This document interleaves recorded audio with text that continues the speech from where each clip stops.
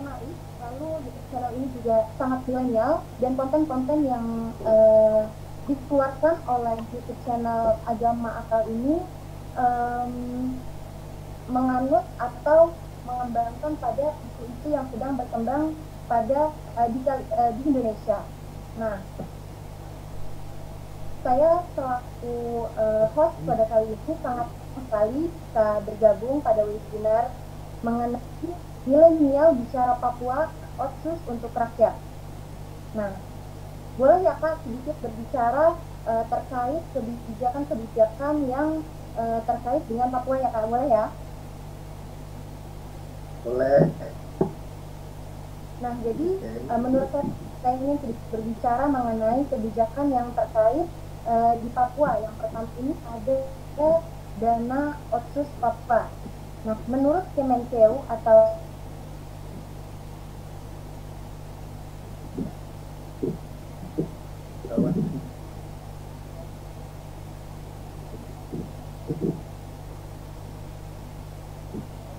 ada ya? Kementerian Keuangan 2020 6, kepada Papua. Ya. Nah, Papua sebesar 9,5 triliun dan untuk Papua Barat sebesar 33,95 triliun. Nah, hal ini dilakukan oleh pemerintah untuk menunjang percepatan pelaksanaan Otsus bagi Papua. Dalam rangka apa? Untuk mewujudkan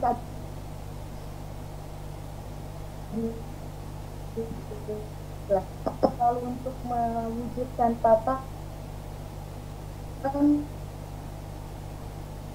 agar apa?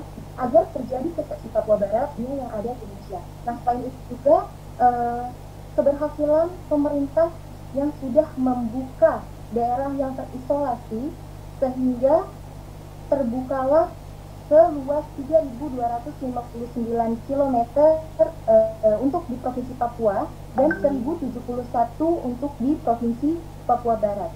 Dan yang terakhir, adanya juga kebijakan yang dilakukan oleh pemerintah mengenai BBM satu harga di Papua. Ini merupakan di mana pada saat ini BBM di Papua sama halnya dengan BBM yang terjadi di wilayah Indonesia. Ini sesuai dengan peraturan pemerintah atau Perpres nomor 191 pada tahun 2014.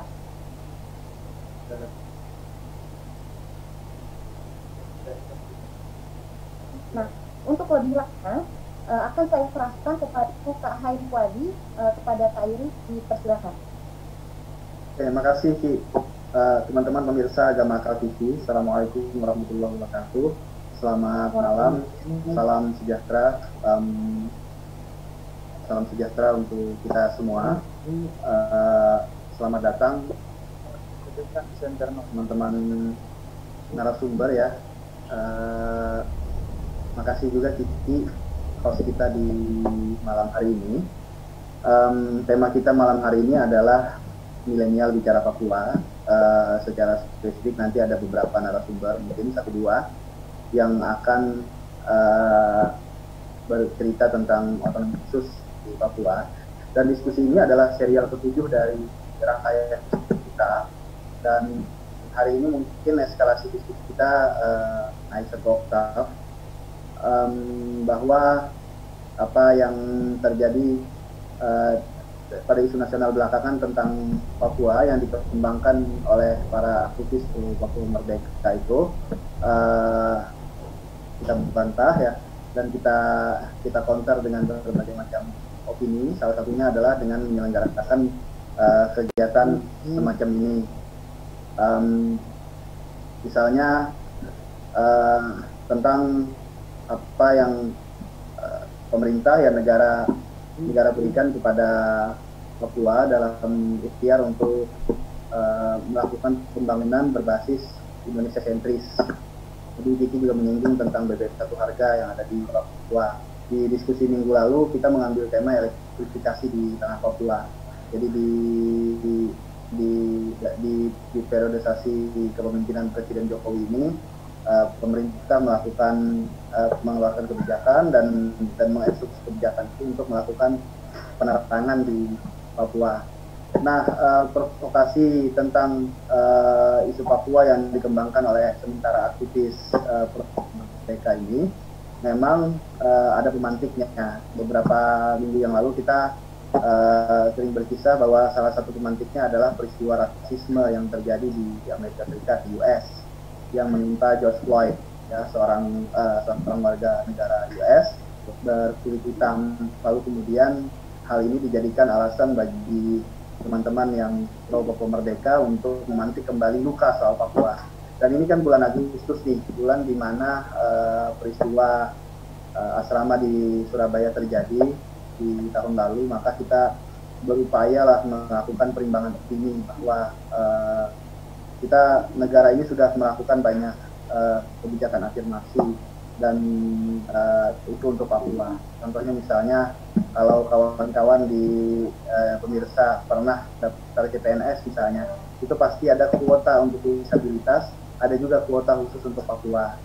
Nah, kawan-kawan yang pernah daftar jadi penyelenggara BUMN misalnya, ada kuota untuk putra-putri Papua. Nah, kawan-kawan yang mendaftar beasiswa ada kuota untuk putra-putri Papua. Artinya negara tidak diam, ya, kita tidak diam, dan kita semua melakukan yang terbaik. Jadi propaganda, agitasi yang berkisah tentang rasisme terhadap teman-teman Papua, ini jauh dari realitasnya. Ini yang ingin kita sampaikan pada diskusi pada hari ini. Nanti mungkin masing-masing pemateri akan berkisah tentang apa pandangan mereka soal Papua. Terutama di sini ada Mas Amos, ya, pemuda Papua. Dia bisa berkisah tentang kondisi real apa sih yang terjadi sebetulnya di mana di Papua itu sendiri. Dia putra Jayapura, sempat tinggal di Sorong, ya, hari ini mungkin ada di Jakarta. Ada Mas Boni Hargens juga sama Kak Raila, ya, yang sering kita lihat di layar kaca di televisi. Dua-duanya pengamat, dua-duanya pengajar di kampus, ya. Mas Boni ngajar di UI, Kak Raila ngajar di Universitas Bung Karno. Pasti hari ini kita akan mendapatkan banyak insight tentang apa sebetulnya yang terjadi. Secara nanti ada Mas Rikal Dikri juga yang punya channel. Nah, secara garis besar bahwa kita ingin sampaikan ini ancaman yang tidak main-main. Ini ancaman serius, ya. Kita sering sampaikan bahwa ada dua ancaman yang belakangan sedang merongrok bangsa kita. Yang pertama radikalisme, yang kedua separatisme. Nah, kalau radikalisme itu soal cara berpikir, nah separatisme ini dua. Ya, cara berpikir kita diracuni. Nah, dalam konteks perebutan wilayah, ya kita dalam posisi sama-sama Indonesia sedang menguatkan posisi lah di dunia internasional dalam konteks diplomasi. Demikian Kiki, ya, saya membuka diskusi kita pada malam hari ini. Silahkan teman-teman menyampaikan kisahnya, pendapatnya tentang tema kita pada malam hari ini. Teman-teman pemirsa yang ingin bertanya silahkan tanyakan di kolom komentar, nanti host yang akan membacakan pertanyaannya. Demikian, ya. Wallahul muwaffiq ila aqwamit thoriq. Thank you, I'm sorry, bye-bye. Assalamualaikum warahmatullahi wabarakatuh. Waalaikumsalam warahmatullahi wabarakatuh. Terima kasih kepada Kak Hairi atas pemaparannya. Selanjutnya akan dilanjutkan oleh Kak Boni Hargens selaku analis politik. Kepada Kak Boni dipersilakan. Oke, terima kasih Mas Hairi sudah membuka dengan baik. Terima kasih juga Mbak Rizky sebagai moderator kita yang luar biasa. Saya kira kita punya 7 menit, 8 menit untuk saya beri sedikit masukan. Pertama, konsep otonomi khusus yang berlaku di Papua termasuk dan di Aceh ini sebetulnya secara teoretis ya ini bagian dari upaya negara di dalam memanajemen desain demokrasi ketika suatu negara menghadapi persoalan. Ya di negara-negara yang banyak etniknya, banyak sukunya, banyak persoalan, biasanya manajemen demokrasinya agak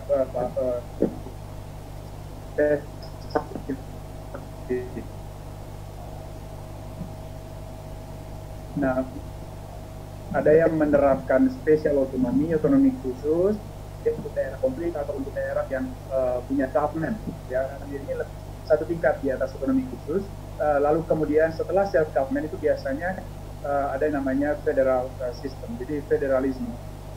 Nah, kita sejak 2001 menganut sistem desentralisasi, otonomi untuk semua, tetapi ada dua daerah yang menerapkan sistem otonomi khusus, yaitu Aceh dan Papua. Karena dua daerah ini, dua wilayah ini memang punya persoalan yang sangat partikular, yaitu masalah separatisme.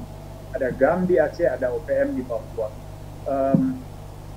Sejauh ini saya kira keputusan pemerintah pusat menerapkan otonomi khusus itu satu skenario politik yang efektif, yang akurat kalau dari sisi teoretis. Nah, terus pertanyaannya adalah kenapa kemudian otonomi khusus ini dipersoalkan? Kenapa kemudian ada gelombang protes terhadap kelanjutan otonomi khusus yang sudah berusia 20 tahun? Nah, inilah menjadi persoalan kita. Saya kira yang menjadi inti kritik dari teman-teman di Papua dan juga yang di luar Papua yang mendukung opini bahwa otsus tidak boleh dilanjutkan, itu lebih pada bahwa otonomi khusus ini tidak secara signifikan membangun manusia Papua. Artinya bahwa orientasi dari otsus ini sudah melenceng dari tujuan dasarnya, yaitu mensejahterakan manusia Papua. Nah, ini bisa menjadi perdebatan karena saya pribadi misalnya melihat pandangan macam ini sangat debatable dan sangat kontroversial. Kenapa? Satu, otonomi khusus adalah mekanisme yang sangat demokratis dan disinilah kelihatan niat baik pemerintah pusat di dalam menghargai upaya percepatan pembangunan di Papua. Nah, yang kedua, kita mengakui bahwa otonomi khusus perlu diberi catatan, perlu diberi evaluasi. Nah, di mana persis letak evaluasinya? Disinilah perlu ada dialog. Jadi opini untuk menolak otsus ini opini yang terlalu berlebihan dan menurut saya ini satu jumping conclusion. Kenapa saya katakan ini kesimpulan yang melompat? Karena kesimpulannya serta-merta seakan-akan otsus ini sebuah persoalan. Padahal yang menjadi persoalan adalah penerapan otsus ini yang masih banyak cacatnya. Di mana letak cacatnya? Satu misalnya transfer dana dari pusat ke daerah itu ternyata di dalam praktek itu lebih cenderung memperkaya pemerintah daerah, oknum-oknum yang ada di daerah ketimbang mensejahterakan rakyat Papua itu sendiri. Nah, maka tidak heran kemudian kalau kita melihat bagaimana kepala-kepala daerah, baik bupati, baik gubernur yang ada di Papua dalam 20 tahun terakhir itu seringkali terlibat di dalam perkara korupsi, terseret di dalam skandal-skandal korupsi. Dan kita juga melihat banyak bupati yang hidupnya lebih banyak di Jayapura, lebih banyak di Sorong daripada di daerahnya sendiri. Bahkan bupati-bupati Papua beberapa saya perhatikan itu lebih sering ada di Jakarta ketimbang ada di Papua. Nah, inilah dampak negatif dari otonomi khusus. Artinya ada penyalahgunaan anggaran, ada implementasi yang salah. Nah, maka di sini otsusnya ya bukan otsusnya yang salah, tetapi infrastruktur yang menjadi bagian penting di dalam pelaksanaan otsus itu. Nah, maka kalau kita bicara soal kelanjutan otsus ke depan, kita bicara soal format otsus baru ini mau seperti apa. Nah, saya lebih cenderung berpendapat pertama sekali yang penting adalah dialog antara masyarakat Papua dengan pemerintah pusat di dalam melakukan evaluasi kebijakan Otsus ini. Dialog ini berkaitan dengan bagaimana ke depan orientasi atau intensi dari Otsus ini benar-benar bisa memanusiakan manusia Papua, mensejahterakan masyarakat Papua, mempercepat akselerasi pembangunan. Kan itu sebetulnya sasaran, karena pemerintahan Pak Jokowi adalah pemerintahan yang punya komitmen yang kuat di dalam upaya mempercepat pembangunan fisik maupun pembangunan manusia di Papua. Nah, ini kesempatan besar, momentum sejarah yang harus kita hargai dan kita syukuri. Saya berjumpa dengan banyak teman-teman Papua yang juga berpikir secara bijaksana. Mereka sangat mengapresiasi niat baik pemerintah dan juga kinerja pemerintahan Pak Jokowi sejak 2014. Bagaimana Trans Papua itu dibangun, dan energi pemerintah pusat, konsentrasi pemerintah untuk membangun Papua itu begitu besar. Nah, ini harus dihargai, dan saya kira bagaimana transfer concern ini, transfer perhatian ini menjadi satu tindakan politik yang benar-benar bisa dirasakan oleh manusia Papua, oleh masyarakat kita yang tercinta di Papua ini. Nah, inilah yang harus menjadi catatan utama di dalam evaluasi Otsus ke depan. Ya, banyak suara yang mengatakan bahwa Otsus itu upaya menambah jumlah anggaran hanya supaya masyarakat Papua ini dibodoh-bodohi dan seterusnya dan seterusnya. Ya, opini macam ini memang berkelindan dengan fakta ada kemiskinan yang belum selesai di sana, ada persoalan ketidakadilan yang belum tuntas. Ya, tetapi sebetulnya opini macam ini bagian dari provokasi politik, bagian dari propaganda kelompok-kelompok yang memang hidupnya mencari untung dengan kekisruhan, dengan konflik, dengan persoalan-persoalan yang ada di Papua. Saya bisa sebut misalnya kelompok Denny Wenda itu memang dari dulu dia hidup di luar negeri, dan mereka hidup selama Papua ada konflik, dia hidup. Kenapa? Karena mereka memperoleh keuntungan dari konflik itu. Nah, lalu kemudian ada kelompok politik juga di Papua yang terus memperkarakan Otsus ini. Ya, ada sebagian memang alasannya sangat mulia, yaitu mereka melihat ada persoalan kemanusiaan, ada persoalan ketidakadilan yang belum tuntas dan harus dituntaskan. Maka Otsus ini harus juga mengadres persoalan kemanusiaan macam ini, persoalan moral, persoalan sosial macam ini, bukan hanya mengadres masalah pembangunan fisik. Ya, saya kira ini sebagai input baik kita terima. Tetapi ada kelompok yang sekedar membangun propaganda, teriak bahwa Otsus adalah upaya untuk membodohi masyarakat Papua, upaya untuk menambah jumlah anggaran, untuk menambah fasilitas, untuk bisa mengkerangkeng masyarakat Papua. Nah, ini propaganda yang justru merugikan masyarakat Papua dan merusak integrasi nasional, merusak keutuhan bangsa. Nah, inilah yang harusnya kita sikapi secara. Nah, tetapi poin yang harus kita garis bawahi saya kira bahwa memang Otsus ini ya dalam kelanjutannya ke depan harus benar-benar mengevaluasi aspek implementasinya, dan kemudian harus ada satu mekanisme assessment untuk mengukur efektivitas dari pelaksanaan Otsus ini kepada upaya pembangunan manusia masyarakat Papua itu sendiri. Bagaimana peningkatan kualitas kesehatan, kualitas pendidikan, kualitas sosial masyarakat Papua. Ya. Saya pernah ke satu kabupaten di Papua, Rizky, dan saya terkejut bahwa di satu kabupaten yang cukup luas itu, ya hanya ada satu rumah sakit, dan itu pun jauh dari begitu banyak kampung. Dan ada puskesmas, tetapi ternyata puskesmasnya kosong, jadi tidak ada perawat, tidak ada apalagi dokter. Nah, saya membayangkan ini benar-benar kondisi yang tidak fair. Ya, siapa yang salah di sini? Anggaran begitu besar sudah dialokasikan untuk Papua. Ya, setelah saya telusuri memang ternyata memang oknum bupati dan perangkat-perangkat daerah ini lebih banyak memperkaya diri daripada memikirkan pembangunan untuk rakyatnya. Ya, artinya bahwa oke lah, ini kesalahan semua orang, tetapi harus ini menjadi perhatian di dalam evaluasi sehingga Otsus ini ke depan benar-benar memberdayakan masyarakat Papua. Ya. Tetapi sebelum Otsus ini kita evaluasi dan kita lanjutkan, saya kira yang paling penting kita harus luruskan opini yang sudah berkembang, propaganda yang sudah dibangun oleh kelompok-kelompok yang ada di luar Papua maupun yang ada di Papua, yang ada di luar negeri maupun yang di dalam negeri yang terus memprovokasi keadaan ini seakan-akan Otsus adalah skenario pemerintah pusat untuk menindas Papua. Ini kan opini yang sangat menyesat. Otonomi khusus itu artinya ada perlakuan yang khusus untuk masyarakat Papua. Dan ini satu hal yang harus kita syukuri, satu hal yang harus dihargai. Maka bagaimana kekhususan ini bisa dikonversi menjadi pembangunan yang benar-benar mensejahterakan manusia Papua. Inilah pentingnya kita semua perlu mendiskusikan bagaimana format Otsus yang baru ini kan. Ada niat baik dari negara, ada keadaan di Papua, ada suara dari masyarakat Papua yang harus diinklusi, harus dicakupkan di dalam proses evaluasi Otsus ini. Nah, dengan begitu nanti kita akan menemukan satu format yang lebih ideal di dalam penerapan skenario Otsus ini ke depan. Saya kira itu dulu sebagai pemantik, melengkapi apa yang tadi Ustadz Khoiri buka dengan sangat baik. Terima kasih. Ya.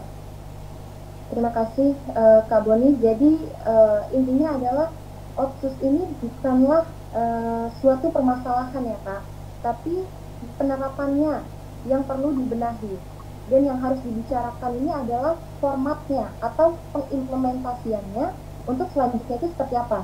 Ya, begitu ya Kak kiranya. Nah, oke, kita lanjut ke narasumber yang selanjutnya.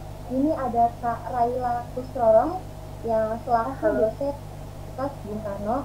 Oke Kak, dipersilakan. Ya, selamat malam semuanya. Di sini kalau mungkin Bang Hargan tadi bahas soal khususnya tentang bagaimana Otsus dan kebijakan. Di sini saya hanya menceritakan atau saya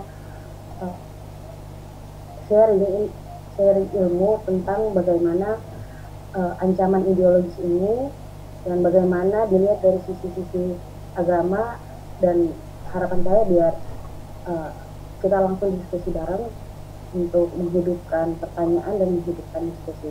Nah, pertama suara saya kedengaran?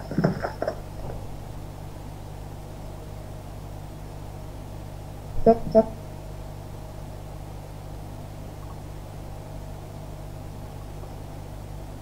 Jadi pertama saya ingin sharing informasi tentang identitas kepapuaan ini dari dimensi agama. Nah, kalau misalkan siapa tadi? Yang Bang Amos itu tinggal di Biak.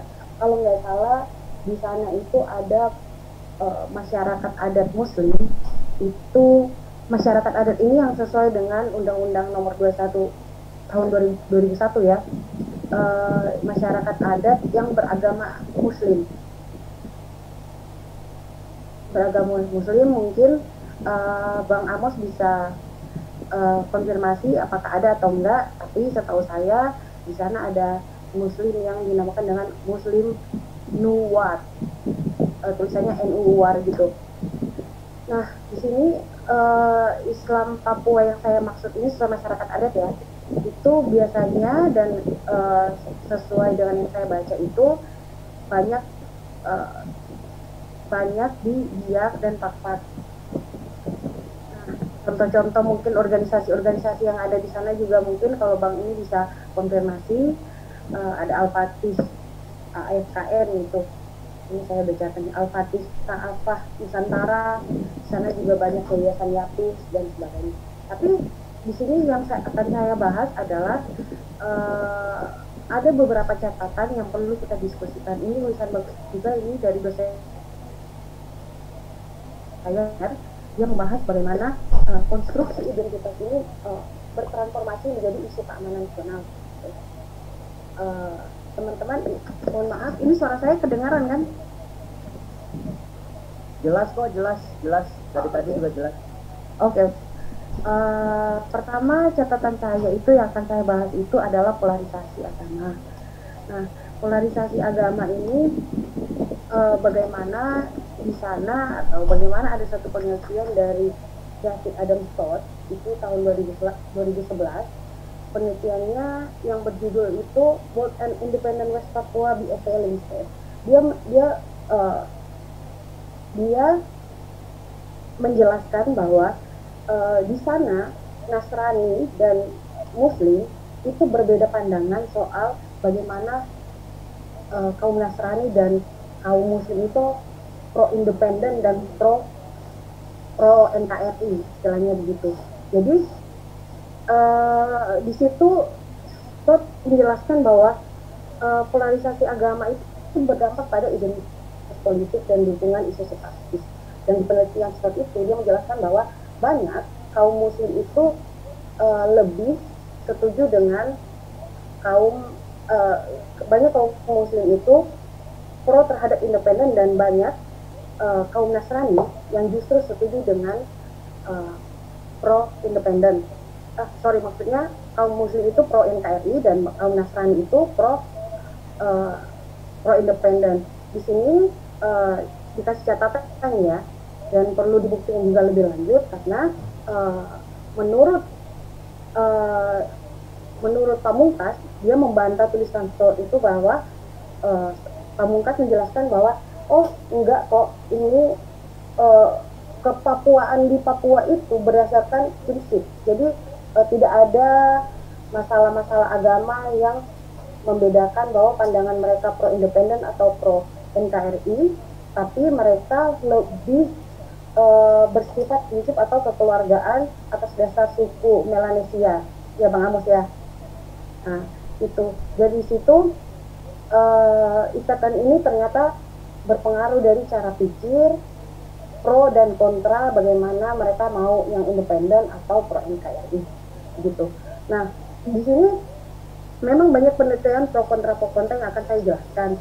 Di sini juga ada, saya baca belum ada artinya juga, ini masih 2008 dan mungkin masih ada update, tapi ini memang perkembangan terakhir masih tahun 2008. Di situ dijelaskan bahwa laporan ICG ini singkatan dari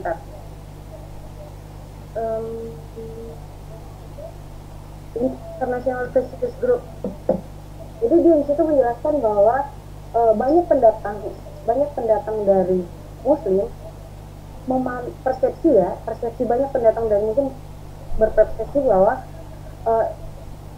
gerakan-gerakan pro independen ini merupakan aspirasi dari kaum-kaum Nasrani. Gitu. Ini menurut penelitian ya. Karena menurut dia dan menurut laporan tersebut banyak gerakan-gerakan independen yang menggunakan simbol atau lagu-lagu gereja dan banyak ide-ide ini dimotori oleh beberapa tokoh-tokoh yang mungkin di gereja. Nah hal ini kan yang sama terjadi di Timor Leste, kan ada beberapa kegiatan gereja untuk independen. Gitu. Jadi pada intinya Muslim New World ini, masyarakat adat yang pure Muslim ini di penelitian itu bahwa mereka menganggap bahwa mereka ini ingin dianggap seperti orang Indonesia pada ini. Terus catatan yang kedua yang ingin saya sampaikan bahwa menyangkut dengan isu keamanan ya, ini terkait dengan perubahan transformasi dari demografi dan sosioekonomi yang terjadi di Papua. Jadi kalau ini saya baca tulisan dari Max Gibbon tahun 2014, itu judulnya, suka mungkin nanti dicari aja. Dia menjelaskan bahwa ada perubahan demografi yang menyebabkan ancaman dari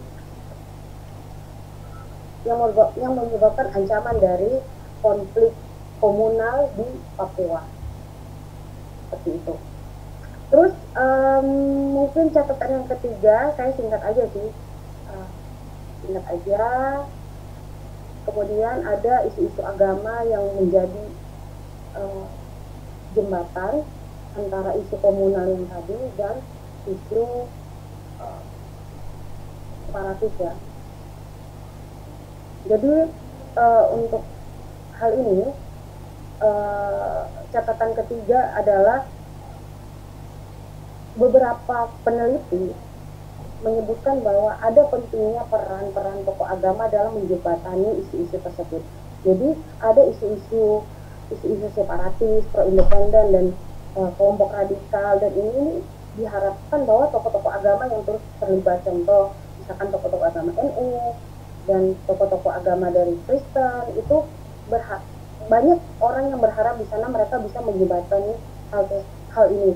Contoh saya Bang Amos, saya ini lahir di Papua, saya khususnya lahir di Wamena. Dan tadi saya sempat chat-chatan, saya WA-WA-an, saya tanya keadaan di sana bagaimana, apa yang terjadi di sana soal isu OSIS Papua. Dan kemudian di sana ternyata mereka menjelaskan bahwa sebenarnya mereka kebanyakan menganggap di sana OSIS Papua ini adalah merugikan mereka, karena banyak orang yang menganggapan bahwa OSIS Papua ini hanya menguntungkan yang di Jakarta. Jadi bahasanya tuh gitu, mereka bilang bahwa kalau yang di Jayapura itu, kalau orang yang di bagian barat itu, oh ini orang-orang Jakarta yang mau, ini bukan kami yang mau, seperti itu. Jadi mungkin Bang Amos bisa menjelaskan lebih dalam lagi soal itu. Tapi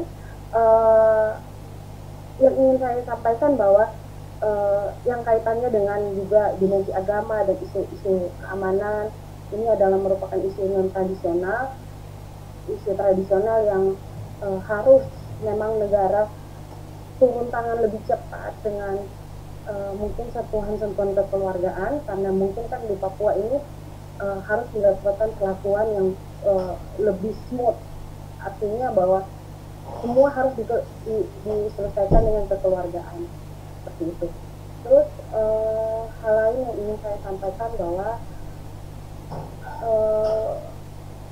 hal-hal secara umum, tunggu gimana ya saya mau jelaskannya, habis semuanya diam. Saya jadi kayak ngomong sendiri. Zoom memang nggak apa-apa lanjut. Ya nggak apa-apa ya. Lanjut aja. Iya, saya jadi lanjut. Oke. Jadi intinya yang ingin saya sampaikan bahwa ada hal-hal ini memang saya katakan bahwa isu-isu komunal, isu-isu separatis, isu-isu konflik lokal, isu-isu yang berbenturan dengan agama ini, dalam tanda kutip, hal ini jika memang lebih dominan daripada kasus OSIS, ini isu-isu seperti isu ekstremis dan isu terorisme itu nggak akan kena. Artinya begini, ketika kedua isu yang dominan, mereka nggak akan tahu bahwa yang bahaya bagi kita itu bukan OSIS jilid 2, bukan hanya kasus-kasus ini, tapi yang lebih bahaya itu adalah kasus ekstremis dan kasus-kasus terorisme, seperti itu. Sama seperti saya cerita sedikit tadi juga, saya koordinasi sama keluarga-keluarga di sana, teman-teman di sana, bahwa mereka tuh bahasanya gini, kita tuh nggak pusing soal gerakan apa yang terjadi di Jakarta, gerakan ya mungkin nggak bisa saya sebutkan di sini, gerakan Islam kanan, mungkin gerakan-gerakan yang bukan Islam kanan, gerakan-gerakan ekstremis kanan, gerakan radikal. Kami itu nggak pusing, kami yang pusing sih itu adalah bagaimana OSIS ini kalaupun mau diterapkan di sana itu jangan hanya 2% gitu kan. Tito Karnavian menyampaikan bahwa itu juga OSIS jilid 2 ini mungkin 2% dari dana alokasi umum ya, dana alokasi daerah pada alokasi seperti itu. Jadi intinya di sana itu yang terjadi berkaitan dengan nasionalisme itu kebanyakan seperti yang saya jelaskan tadi, memang ada kelompok-kelompok yang pro, dan tadi ada beberapa konstruksi identitas melihat bagaimana kelompok-kelompok ini pro dengan Indonesia atau kelompok-kelompok ini pro dengan independen merdeka. Tapi dari semua itu intinya kalau menurut saya sih OSIS itu adalah jalan untuk solusi bagi mereka untuk lebih menerima keadaan bahwa lebih baik kita di NKRI dengan otonomi khusus ini agar bisa membangun daerahnya lebih baik. Mungkin itu dulu, nanti didiskusikan lagi ya.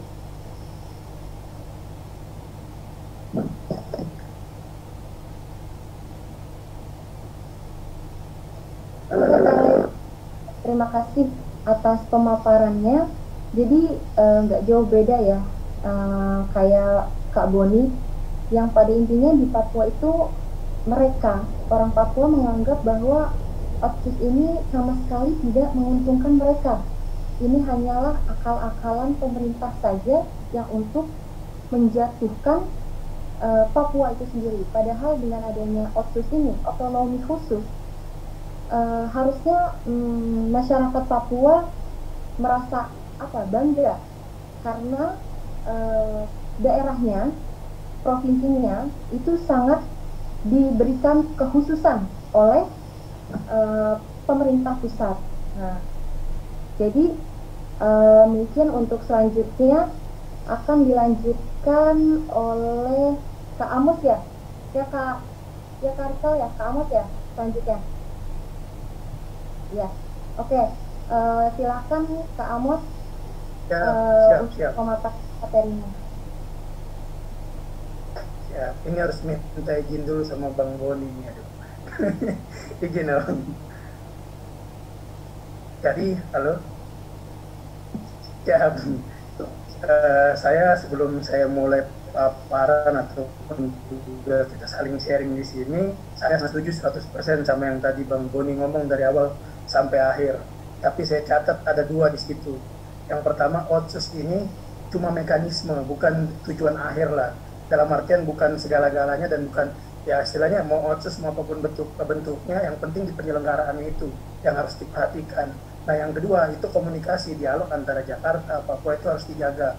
Bahkan waktu saya nggak salah ada Bang Rikal juga waktu lagi rame-rame kita diskusi terkait dengan isu-isu rasisme tahun lalu itu yang di UI kalau saya nggak salah ya, itu saya tekankan juga yang penting itu diskusi, dialog antara Jakarta sama Papua sehingga tidak ada miss kan.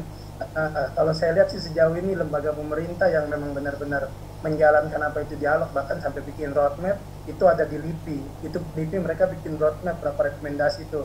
Mungkin kalau saya salah bisa dikoreksi ya. Tapi kurang lebih yang disampaikan oleh Bang Boni saya sangat setuju sekali dalam artian yang memang pada kenyataannya seperti itu. Kenapa itu kemudian orang ada yang tidak setuju Otsus segala macam? Nah, karena memang masyarakat di bawah ini nggak rasakan manfaat dari Otsus. Otsus itu kan ada 3 amanat, kesehatan, ke pemberdayaan masyarakat, pendidikan. Nah, cuma betul yang tadi Bang Boni bilang, puskesmas dorang bangun bagus-bagus, sekolah dorang bangun bagus-bagus. Begitu lihat di sana ada nggak gurunya, ada nggak yang mengajar di situ, ya kan? Nah, terus di lain sisi juga yang mungkin kalau terkait dengan Otsus dan juga hak-hak khusus lainnya yang mungkin perlu kita soroti, dan dalam artian ini kita bukan mensoroti Otsusnya, tapi lebih ke penyelenggaraannya sih. Itu terkait dengan afirmasi-afirmasi yang tadi sempat disinggung ya. Saya jujur saja ya, saya salah satu produk afirmasi, bisa kuliah dan juga bisa berkarya untuk negara ini dikasih kesempatan. Nah, cuma kadang-kadang begini, di masa lalu, di masa ini kita bicara masa lalu bukan bicara hari ini. Kalau hari ini bersyukur, walaupun KTP kami KTP Jakarta cuma butuh surat dan KTP surat pernyataan dari suku dan juga menyatakan bahwa dia punya marga, kita bisa mengabdi untuk negara ini pakai jatah afirmasi. Kalau dulu tidak bisa, harus punya KTP Papua. Kau mau orang Jawa, mau orang Papua, mau orang Medan, mau orang Batak, yang penting kau punya KTP Papua, kau bisa dianggap sebagai orang Papua. Nah, kalau sekarang setelah mungkin gubernur yang kemarin-kemarin ada ngamuk berapa kali ke Pak Jokowi, ya kan, dalam artian ya nggak usah lihat dari dia mau istilahnya mau KTP mana, begitu dia punya KTP marga Papua, dia orang Papua, kasih kesempatan dia untuk mengabdi. Nah, makanya sekarang mulai banyak ini gelombang yang istilahnya anak-anak OAP ya, kalau kita pakai bahasa di sana dibilang OAP, orang asli Papua yang memanfaatkan jatah-jatah afirmasi itu untuk mengabdi. Nah, kembali ke Otsus tadi, kalau menurut saya Otsus ini merupakan langkah, mungkin mau dibilang langkah terbaik juga bukan, tapi dalam artian ya udah ini langkah yang sudah dipilih ini sudah bagus, tinggal bagaimana penyelenggaraannya saja yang mesti kita lihat. Sehingga apa, jangan ada lagi bupati-bupati yang main ke Jakarta, main di Jayapura, main di Sorong kayak yang tadi Bang Boni ada singgung kan. Tapi bagaimana dia bisa atur benar-benar daerahnya, ya kan? Dari pusat dana mengalir ke daerah, dari daerah oh ya yang mau jadi pemimpin di daerah, kalau kau mau dipilih kau jangan datang ke Jakarta, kau pimpin kau punya daerah, bangun daerah, ini sudah dikasih duit dari pusat. Nah, kalau kalian kayak sekarang kan kita lihat penyelenggaranya akhirnya baku tunjuk, pusat bilang sudah kasih duit ke Papua, ya kan, yang dari daerah bilang duit kurang, akhirnya nanti ujung-ujungnya dana kurang segala macam, ada konflik, ujung-ujungnya isu merdeka lagi dimunculkan. Nah, ini saya bicara mewakili anak-anak muda ya, bukan bicara orang-orang tua. Jadi ya saya ngomong apa adanya aja lah. Sudahlah, kita sudah capek sama isu-isu yang seperti itu. Ya kita cuma mau dikasih kesempatan bagaimana kita bisa bangun kita punya daerah. Mungkin sekarang saya mengabdi di pusat ya kan, suatu saat kita pulang ke Papua, kita bisa bangun daerah kita sama-sama. Nah tadi kalau terkait dengan masalah isu agama ataupun isu apa, kalau saya bilang begini ya, di Papua itu berapa kali dites masalah isu agama, bahkan kalau saya nggak salah dibikin kacau seperti di Maluku. Ini kalau nggak salah, mohon maaf kalau salah koreksi ya. Tapi di Sorong beberapa tahun lalu saya masih ingat, saya masih SMA, itu gagal. Dibilang Pak Haji dipukul lah sama ini segala macam ya kan, itu gagal total. Akhirnya apa istilahnya, masyarakat adat Sulawesi Selatan kumpul ketemu dengan masyarakat adat yang asli Papua segala macam. Terus kemarin kasus-kasus bakar masjid gagal total, mereka gagal bikin kacau. Karena kenapa? Di Papua itu kita ada 3 istilah, suku adat, agama, negara. Negara ini pemerintahan. Nah 3 elemen ini yang harus benar-benar dijaga dalam berkomunikasi. Ya mungkin di daerah lain punya karakteristik masing-masing ya. Nah kalau tiga elemen ini tidak dijaga baik-baik, tidak berkomunikasi dengan baik, itu yang bisa bikin rusuh mungkin. Nah terus tadi kalau terkait dengan kenapa sih istilahnya ada sentimen keagamaan terkait dengan dukung-mendukung. Nah nanti mungkin Mbak Raila dari UBK ya, saya juga sering nonton di UBK. Ini bisa baca buku ini. Ini ada buku temannya Bang Boni juga nih kayaknya, Ibu Margaret Hanita. Margareta Hanita dari UI. Ya, ini di sini dijelaskan kok, nanti bisa baca nih, ringan juga bahasanya, bahasa nggak terlalu berat-berat amat. Di situ dijelaskan bahwa dasar perjuangan orang Papua itu bukan masalah agama, tapi ya apapun agama orang Papua punya agama asli lokal, bukan agama-agama yang dibawa dari luar, yaitu keyakinan Koreri. Keyakinan Koreri ini juga yang kadang-kadang orang salah mengartikan, dianggap bahwa kemudian harus merdeka, membuat negara sendiri, membangun negara sendiri. Nggak seperti itu. Koreri ini dimaksudkan apa? Yaitu kalau di Jawa tuh ada kayak Ratu Adil, diharapkan suatu saat ada orang yang memimpin Papua, membawa Papua kepada kesejahteraan. Kesejahteraan dalam apa? Ya baik mungkin kalau yang OPM pikir harus bikin negara sendiri. Kalau di saya pribadi ya, ketika seseorang dipercayakan untuk memimpin Papua dan dia mampu membawa masyarakat Papua menuju kesejahteraan, nah disitulah semangat yang diperjuangkan oleh masyarakat Papua. Itu sih, jadi nggak ada kaitannya sama sentimen agama. Dan Papua adalah salah satu daerah ya, mungkin satu-satunya di daerah, di beberapa kabupaten bisa dipimpin orang nggak peduli agamanya apa. Di daerah yang mayoritas Katolik bisa dipimpin sama orang Muslim, ya kan. Di mayoritas orang daerah itu orang Kristen dipimpin sama orang Katolik Protestan itu. Jadi kalau di kita sih nggak terlalu peduli masalah agama. Yang penting selama kalau undang-undang otsus kan mengamanatkan yang jadi kepala daerah harus intinya harus OAP, bukan masalah agama, tapi lebih kesukuan. Kenapa kesukuan? Ini saya kutip omongan dari Pak Mahfud MD, ada istilahnya keadilan afirmatif, kalau saya salah mohon maaf. Jadi kenapa keadilan afirmatif? Selama ini mungkin pemimpin-pemimpin yang memimpin Papua itu diambil dari Jawa, dari Batak, dari Kalimantan, dari segala macam untuk pimpin di Papua, ya kan? Nah setelah otonomi khusus ini diberlakukan, ayo dong putra-putra daerah Papua asli yang yang muncul untuk memimpin daerahnya. Nah mungkin bapak-bapak kita yang sekarang memimpin itu agak keblinger, dalam artian tadinya nggak berpuasa, tiba-tiba dikasih puasa, mungkin mereka kaget. Nah disinilah yang tadi Bang Boni bilang, ada yang lari di kota, ada yang lari di Jakarta, ada yang lari di Pura, ada yang lari di Sorong. Nah, tapi menurut saya, untuk saya pribadi ya, otsus ini sangat bagus, sangat baik, tapi bagaimana penyelenggarannya harus diawasi benar-benar, di monitoring. So harus di stop dulu kan nih, kalau kita depan 20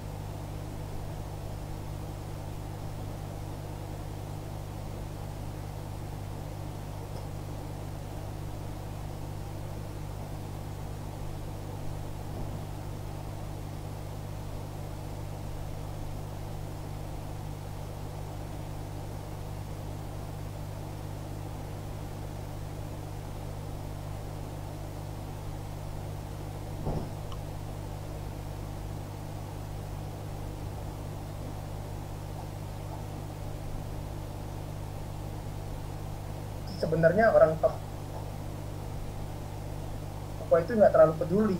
Tapi yang harus kita tanamkan dan sadarkan ke orang Papua bahwa tujuan OTSUS ini untuk membangun mereka, dan pejabat-pejabatnya juga ini untuk bangun kau punya saudara, bukan untuk memanfaatkan untuk kelompok pribadi dan golongan. Ya itu sih kalau dari saya. Mungkin kalau nanti ada yang mau ditanyakan atau mau diskusi ya silakan saja, mau ditanyakan lebih dalam lagi silakan. Tapi saya mau sedikit tambahkan bahwa sebenarnya kalau enak kalau kita diskusi seperti ini ada orang yang asli langsung dari Papua sana gitu untuk ngobrol, karena kan kalau kita lihat pakai kacamata Jakarta pasti yang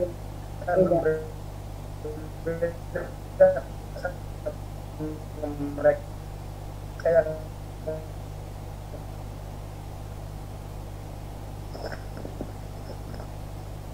dia pakai Papua langsung, cuma mungkin bisa.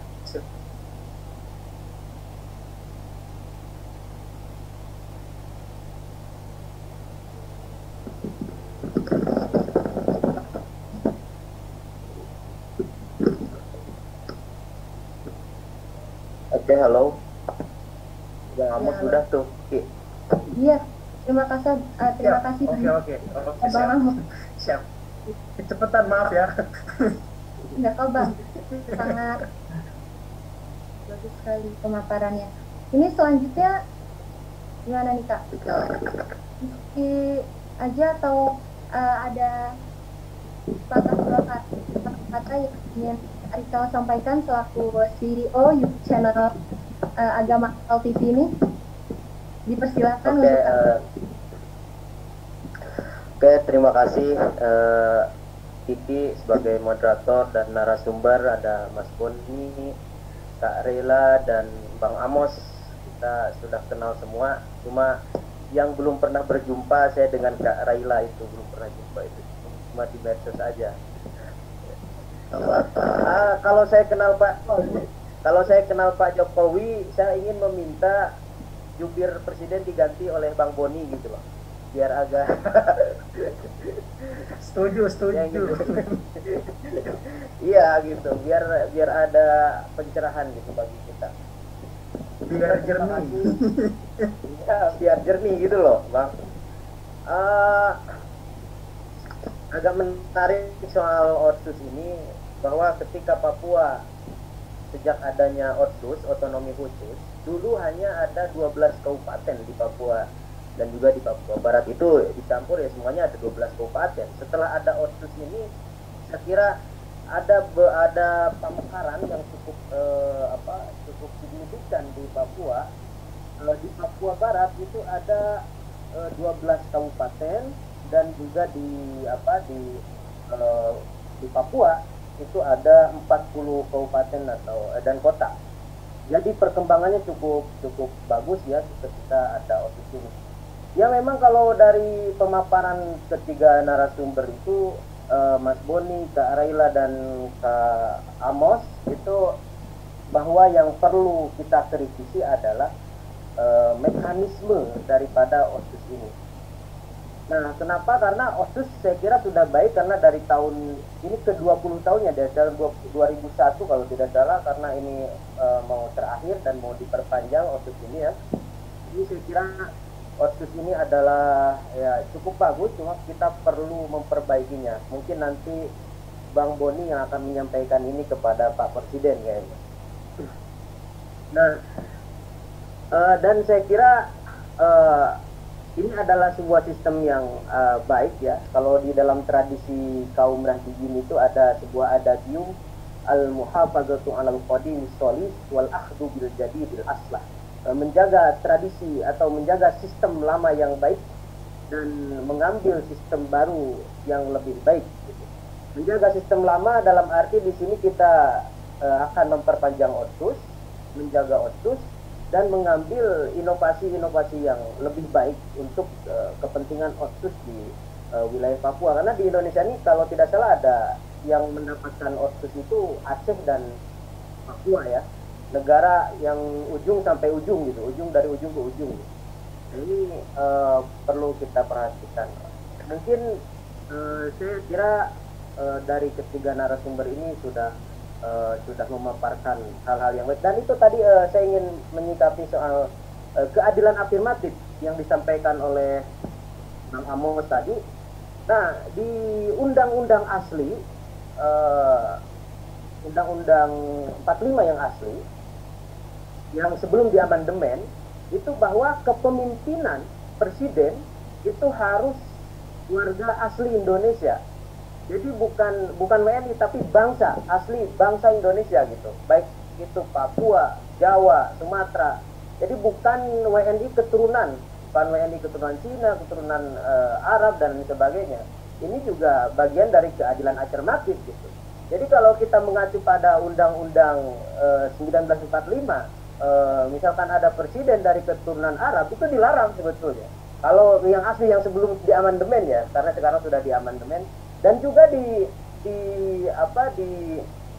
Sumpah Pemuda, karena kita dulu diklasifikasikan oleh warga Belanda itu, penjajah itu sebagai warga inlander, kita berada di kelas ketiga setelah bangsa Indo-Eropa, terus bangsa Timur Asing, Cina, Arab, India dan sebagainya. Kita inlander, kita tidak bisa makan sejajar, duduk sejajar dengan orang-orang Belanda, dengan orang-orang Eropa, dengan orang Timur Asing. Dan di Sumpah Pemuda itu yang ada hanya Jong Sumatera, Jong Jawa, Jong Papua, Jong Bugis, Jong Sunda, dan Jong bangsa Indonesia gitu. Tidak ada orang Arab, keturunan Cina, itu tidak ada dalam Sumpah Pemuda. Kenapa? Karena mereka takut privilege bagi mereka itu hilang gitu ketika mereka ikut dalam Sumpah Pemuda itu. Nah, ini juga disebut sebagai keadilan afirmatif juga, seperti yang disampaikan oleh Bang Amos tadi. Nah, saya kira dari ketiga narasumber lagi, andaikan saya dulu saya jarang kuliah, Bang Boni, karena dosennya nggak menarik gitu. Kalau dosennya kayak Kak Raila gitu, saya yakin itu nggak pernah bolos saya.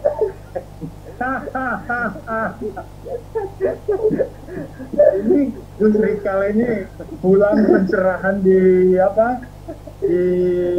pesantren jadi. Jadi mungkin itu saja sih sebetulnya yang ingin saya sampaikan. Saya kembalikan kepada moderator Mbak Vicky. Silakan.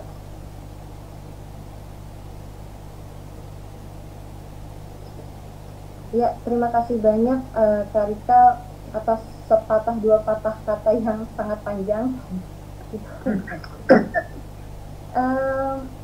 Untuk selanjutnya mungkin ada diskusi lagi ya Kak. Kak Iri. Ya, baiknya ada.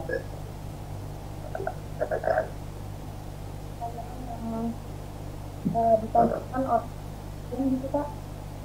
Kalau boleh saya tambahin sih sedikit.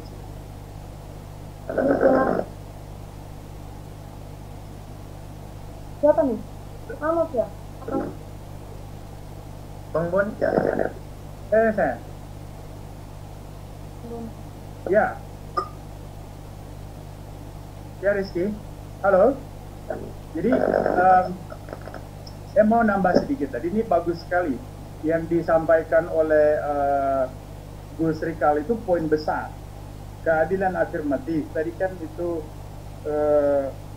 Adinda Amos mengangkat kembali apa yang disampaikan oleh Pak Mahfud MD, dan itu sebetulnya bahasa undang-undang juga, bahwa memang di dalam hidup bermasyarakat, berbangsa dan bernegara ada hal-hal yang tidak perlu ditulis, ada hal-hal yang tidak perlu diundangkan, tetapi menjadi tradisi dan itu menjadi hukum dalam tanda petik supaya bisa menjaga satu keseimbangan perasaan.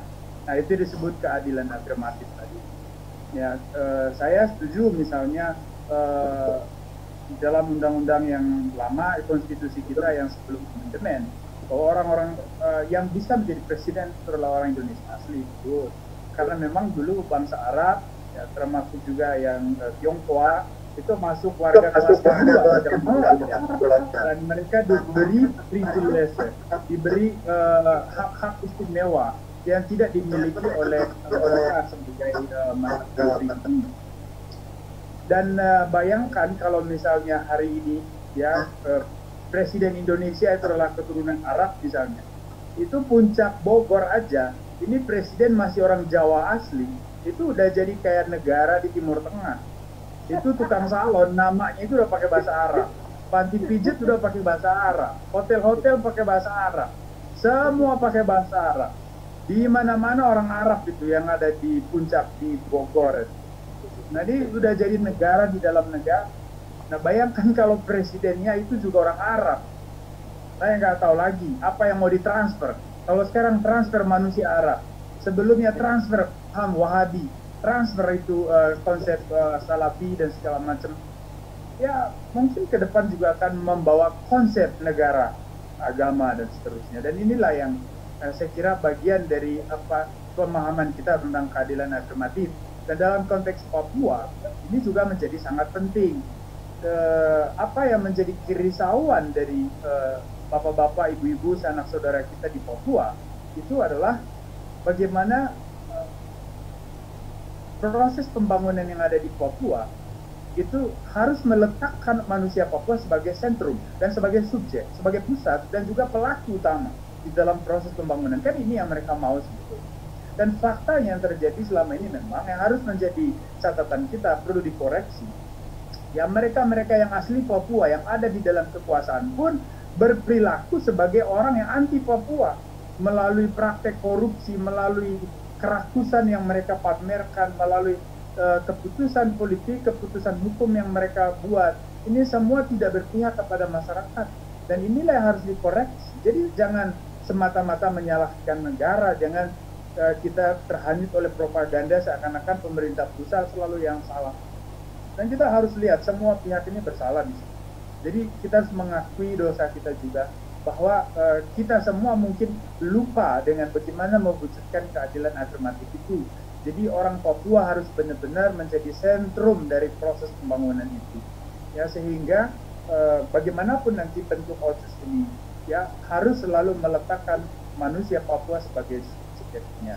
Ya, bukan sekedar orang Papua asli menjadi gubernur, menjadi bupati, menjadi kapolda, ya, tetapi orang-orang yang berpikir tentang Papua, yang memiliki perasaan, yang batinnya berpihak kepada nasib orang Papua, inilah yang dibutuhkan. Karena banyak juga orang asli Papua ketika ada dalam kekuasaan, dia tidak memikirkan masyarakat Papua. Dia hanya memikirkan bagaimana memperkaya dirinya sendiri. Dan inilah letak persoalannya. Jadi begitu negara mempersoalkan perilaku mereka yang korup, lalu mereka memanfaatkan segelintir OPM untuk menakut-nakuti.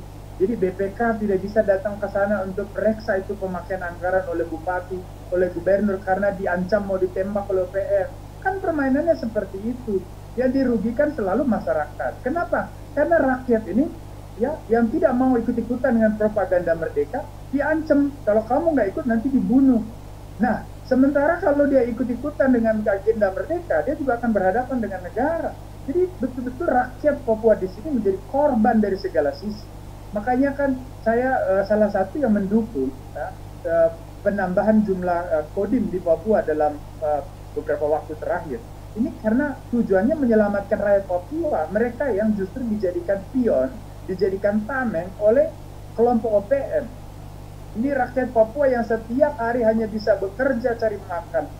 Orang hanya bisa datang ke hutan cari makan terus pulang ke rumah urus anak, urus istri. Mereka yang tahu hanya berdoa dan bekerja tiba-tiba harus diancam, harus dukung OPM. Kalau tidak nanti dibunuh. Atau harus begini, harus begitu. Nah ini kasihan. Maka menurut saya memang negara harus benar-benar hadir. Dan inilah proses yang sedang terjadi. Otonomi khusus ini memang akan memperbaiki keadaan yang ada, berupaya untuk coba mengurangi segala macam kekurangan yang terjadi di dalam proses pembangunan di Papua selama ini. Ya. Dan saya akui juga bahwa pemerintah pusat di masa lalu juga banyak bersalah karena tidak memperhatikan konsep yang namanya community based development, pembangunan berbasis masyarakat. Nah ini yang absen di dalam pembangunan Papua di 2014 ke belakang. Ya sejak Gus Dur, Ibu Mega itu memang perhatian terhadap Papua itu mulai muncul begitu cukup signifikannya, dan di tangan Pak Jokowi itu makin maksimal itu konsentrasi negara untuk Papua. Tetapi sebelumnya kita hampir tidak pernah itu peduli dengan Papua, dan kita hanya datang untuk menguras kekayaan di Papua dan memperkaya oknum-oknum yang ada di Jakarta. Nah, ini saatnya otonomi khusus ini kan sebetulnya mengembalikan semua hak orang Papua supaya keadilan benar-benar ditegakkan. Karena keadilan hakikatnya adalah memberikan hak kepada mereka yang berhak. Jadi kembalikan hak mereka atas tanah, atas kehidupan yang layak, hak untuk hidup sebagai warga yang merdeka secara sosial, secara politik, artinya sebagai warga negara yang merdeka dari kemiskinan, merdeka dari penindasan. Dan mereka tidak pernah berpikir soal kemerdekaan dalam pengertian separatisme, enggak. Rakyat Papua mayoritas hanya berpikir soal kemerdekaan dari ketertindasan, dari kemiskinan, dari keterbelengguan politik. Mereka ingin merdeka untuk bersuara, mereka ingin merdeka sebagai manusia. Dan negara kesatuan Republik Indonesia dengan sistem demokrasinya terus menjamin bahwa kemerdekaan itu bisa diwujudkan. Dan inilah komitmen pemerintah Pak Jokowi. Nah, tetapi sekali lagi ini tidak mudah. Kenapa? Karena di sana ada kelompok-kelompok politik yang bermain. Di sana ada juga kelompok yang memang dari dulu hidup dari konflik. Nah, itu yang saya bilang tadi. Konflik ini menjadi bisnis. Nah, inilah yang harus dibersihkan semua sebetulnya. Mereka-mereka yang memainkan konflik sebagai bisnis. Ya. Dan sejujurnya, kalau kita bikin survei, katakanlah, bikin survei yang dalam situasi yang benar-benar netral, saya yakin mayoritas rakyat Papua itu tidak pernah mengerti yang namanya separatisme. Masyarakat Papua tidak pernah mengerti yang namanya berperang melawan negara dan memerdekakan diri, enggak. Mereka hanya berpikir bagaimana makan supaya bisa hidupin anak, bagaimana bisa istrinya melahirkan dengan selamat. Karena banyak ibu-ibu Papua meninggal waktu melahirkan. Kenapa?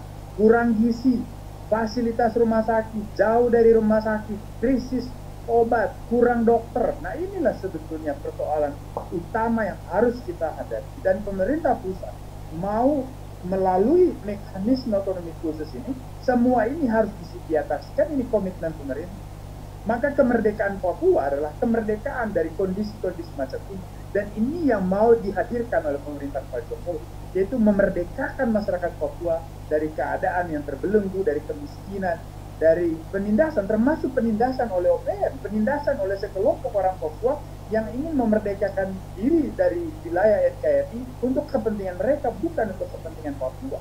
Kenapa? Saya amati, terus terang ya, saya amati beberapa tokoh Papua yang dulu pemikirannya itu ingin memerdekakan Papua dari Indonesia, dan sekarang mereka masuk politik. Ada yang jadi gubernur, ada yang pernah jadi gubernur, ada yang sekarang jadi DPR provinsi, DPR kabupaten. Apa yang mereka lakukan sekarang untuk rakyat Papua? Enggak.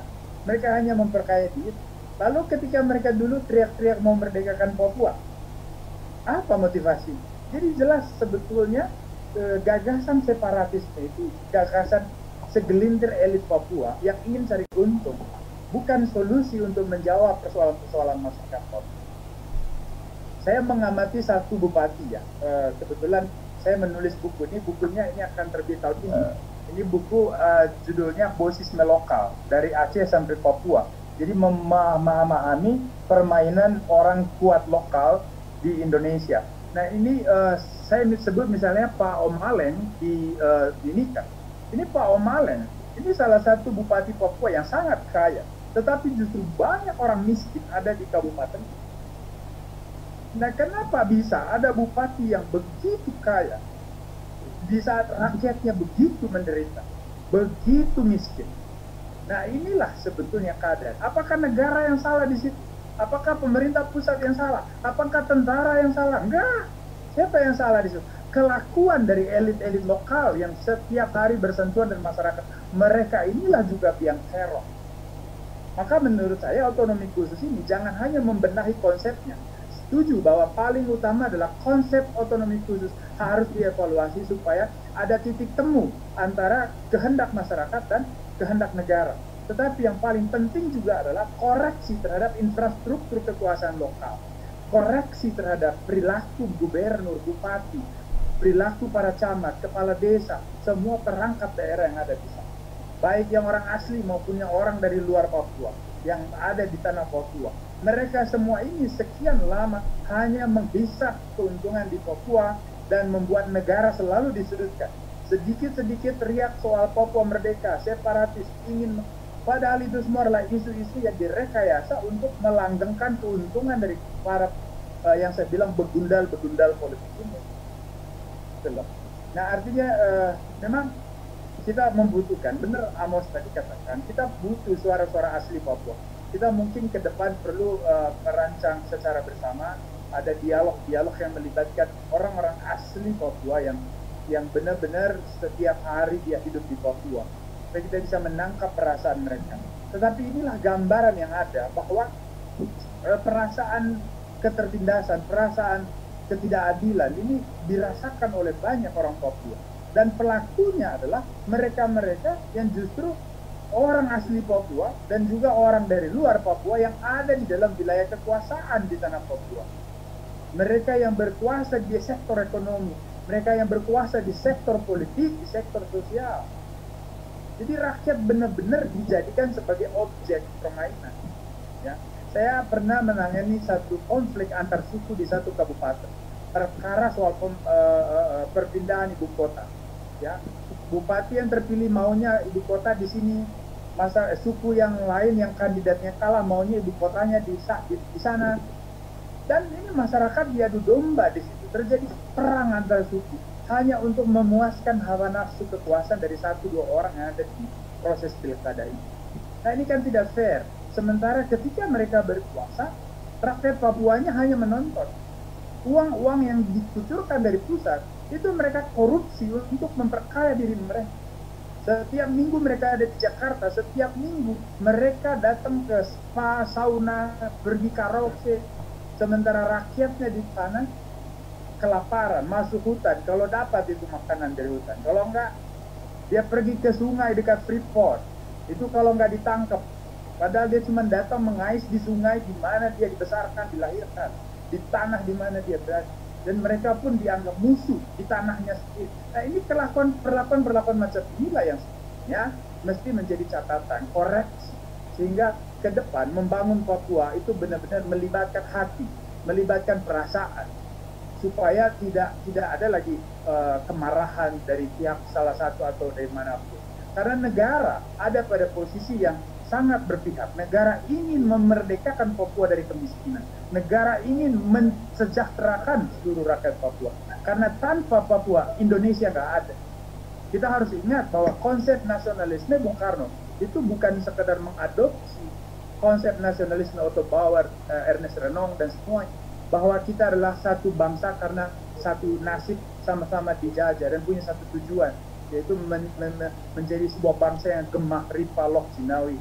Enggak, ada satu klausul tambahan dari Bung Karno, yaitu keindonesiaan kita terbentang dari Sabang sampai Merauke. Konsep geopolitik ini yang memberi definisi khusus tentang nasionalisme keindonesiaan. Maka berdasarkan konsep kebangsaan Bung Karno ini, tanpa Papua, Indonesia bukan lagi Indonesia.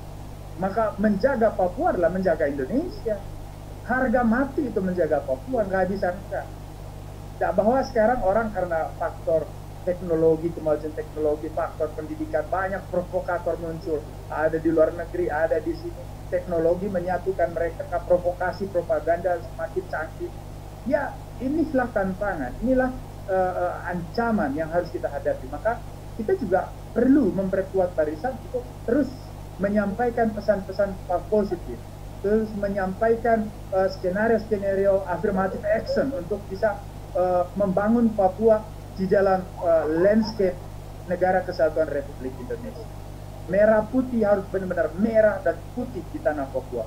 Itulah yang menjadi tujuan kita, dan inilah sebetulnya orientasi pembangunan pemerintahan Pak Jokowi. Terima kasih, Mbak Rizky.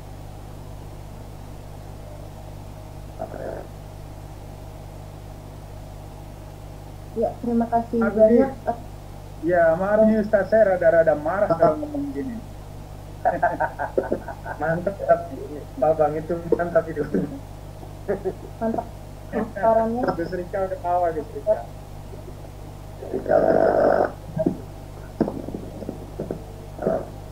untuk selanjutnya apakah ada yang ingin ditambahkan? Sarela tuh, Sarela.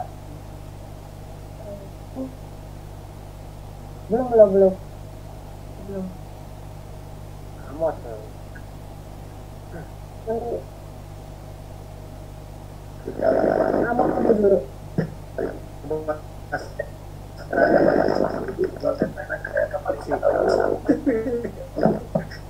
Iya, jadi mungkin yang dibilang tuh memang apa adanya seperti itu. Ya, tapi halo. Ya, lo suara Yang perlu kita perhatikan itu seringkali memang ini, mohon maaf kalau agak sedikit keras bicara ya.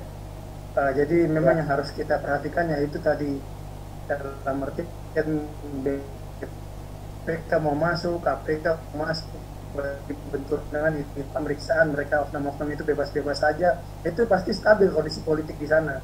Tapi ketika mau coba lihat mungkin mau ada pemeriksaan di tata administrasi ataupun pemerintahan pengelolaan keuangan, itu ada saja isu-isu kemerdekaan dan lain-lain segala macam yang dilontarkan untuk menghalang-halangi itu. Nah ini yang mungkin ya betul, kita semua salah juga, mungkin kita yang anak-anak muda Papua yang cuma selama ini cuma diam juga salah ya. Tapi mungkin saya cuma mau ini sih menghimbau pada pemerintah pusat gitu ya, kalau bisa jangan pernah takut lagi, karena ya memang kalau memang benar cinta orang Papua, cinta rakyat Papua, ya kalau memang ada yang salah harus benar-benar ditindak tegas. Ya tadi Bang Boni bicara masalah penambahan kodim ataupun segala macam, saya rasa kalau komunikasi antara pusat dan daerah, antara Jakarta dengan orang-orang masyarakat di Papua itu clear, tidak ada lagi penumpang-penumpang gelap atau yang sengaja memelihara konflik, itu bisa dikikis dengan halus. Sekarang apalagi Pak Jokowi sering ke Papua kan, dan juga beberapa staf khusus diperintahkan langsung untuk kasih perhatian khusus ke Papua. Saya kira miskomunikasi yang di masa lalu, ketakutan dan trauma segala macam itu bisa teratasi ya, kalau memang diperlukan instansi untuk memperkuat penegakan hukum di Papua, kenapa tidak? Ini kan untuk melindungi orang Papua sendiri, untuk melindungi harta-harta orang Papua yang selama ini mungkin lari ke Jakarta di bawah oknum-oknum tertentu. Nah, tetapi lebih daripada itu memang yang terutama untuk orang Papua, kami saya sendiri mungkin kalau bisa dibilang bicara mewakili orang Papua, komunikasi itu penting. Orang Papua itu sebenarnya mau kok diajak ngobrol, mau kok diajak diskusi, dialog bareng. Bukan orang yang istilahnya gini ya, kalau orang kami ini istilahnya kulit duren gitu loh, duren. Di luarnya memang kasar keras, tapi di dalamnya hati kami baik kok. Istilahnya mau diajak komunikasi, mau diajak dialog, mau diajak cara dengan baik-baik. Nah permasalahannya kan kadang-kadang beberapa tahun kemarin itu kan ada diskusi-diskusi ataupun dialog-dialog yang terputus antara Jakarta dengan Papua ya kan. Nah di zamannya Pak Abdurrahman Wahid, Gus Dur itu sempat terbangun, Omega terbangun. Nah mungkin kesini-sini itu sempat terputus ya, pendekatan yang sifatnya dialogis itu mulai berkurang. Nah ini mulai lagi dibangun di zaman era Pak Jokowi. Nah semoga ke depan juga bisa lebih terbangun, sehingga apa ya, kalau misalkan dialog antara Jakarta dan sana bagus kan, tidak ada lagi penumpang-penumpang yang masuk di tengah-tengah jalan mencoba untuk bikin kacau atau mengambil keuntungan dari konflik-konflik yang memang sengaja diciptakan di atas tanah Papua. Ya intinya benar yang tadi Bang Boni Hergen bilang ya, orang Papua juga capek berantem ribut-ribut segala macam ya. Sekarang bagaimana pikirnya bisa membangun daerah kami ya, khusus saya ini mungkin saya bicara pribadi yang muda-muda ya, kalau dikasih kesempatan untuk membangun, kami mau membangun dengan baik dan benar dan juga dengan berani ya, walaupun mungkin banyak juga yang nggak mau kalau misalkan kita punya tanah di sana itu dibangun dengan baik dan benar. Kalau saya sih jujur-jujur aja, dari awal pertama kali sekolah dan tahu apa yang namanya ilmu ya, saya sudah wakafin diri saya, kalaupun gara-gara istilahnya dengan tujuan baik dan mulia untuk membangun daerah saya harus kehilangan nyawa ya, saya tidak pernah takut. Karena ya kalau dari kecil saya didoktrin, siapa yang bekerja di atas tanah itu dengan jujur, dia akan memperoleh dengan kelimpahan. Tapi siapa yang bekerja di atas tanah itu tidak jujur, dia pasti akan dimakan sama tanah itu sendiri. Itu aja sih yang saya percayain. Nah itu tambahan dari saya, mungkin kurang lebihnya saya mohon maaf. Terima kasih. Ya, terima kasih banyak untuk Kak Amos untuk tambahannya, keren sekali Kak. Kak Raila ingin menambahkan? Saya mungkin nanti mau bertanya juga, tapi saya sedikit menambahkan karena mungkin pembahasan saya yang lari sendiri. Jadi diskusi oke. Jadi saya mau bertanya sama Bang Amos sih. Jadi kebetulan kan kalau misalkan ini otsus jilid 2 ini kan realisasinya kalau berhasil, bukan berhasil, kalau direalisasikan tahun 2020. Artinya itu nanti dirasakan oleh milenial-milenial yang ada di Papua, ya kan? Nah, jadi Bang Amos tadi mohon maaf gimana? Mungkin aktivitasnya. Jadi mungkin ingin saya tanyakan gimana sih formula buat anak-anak milenial di sana nih ngerti bahwa otsus ini tuh buat mereka di masa depan. Artinya bahwa tahun 2021 dan ada otsus ini yang rasakan kan nanti kebanyakan kan dari milenial ke bawah ya. Milenial ke bawah mungkin yang Toto itu udah pernah merasakan otsus, dan sekarang tuh nanti pas dilanjutin tuh pas milenial. Jadi kira-kira karena banyak teman-teman saya juga yang pada nggak paham sih, artinya ada otsus tapi ini kami ngapain gitu kalau ada otsus gitu. Coba mungkin bisa jelaskan ke ini adanya otsus buat milenialnya untuk apa gitu. Kebetulan Bang Amos kan mungkin lebih paham gitu.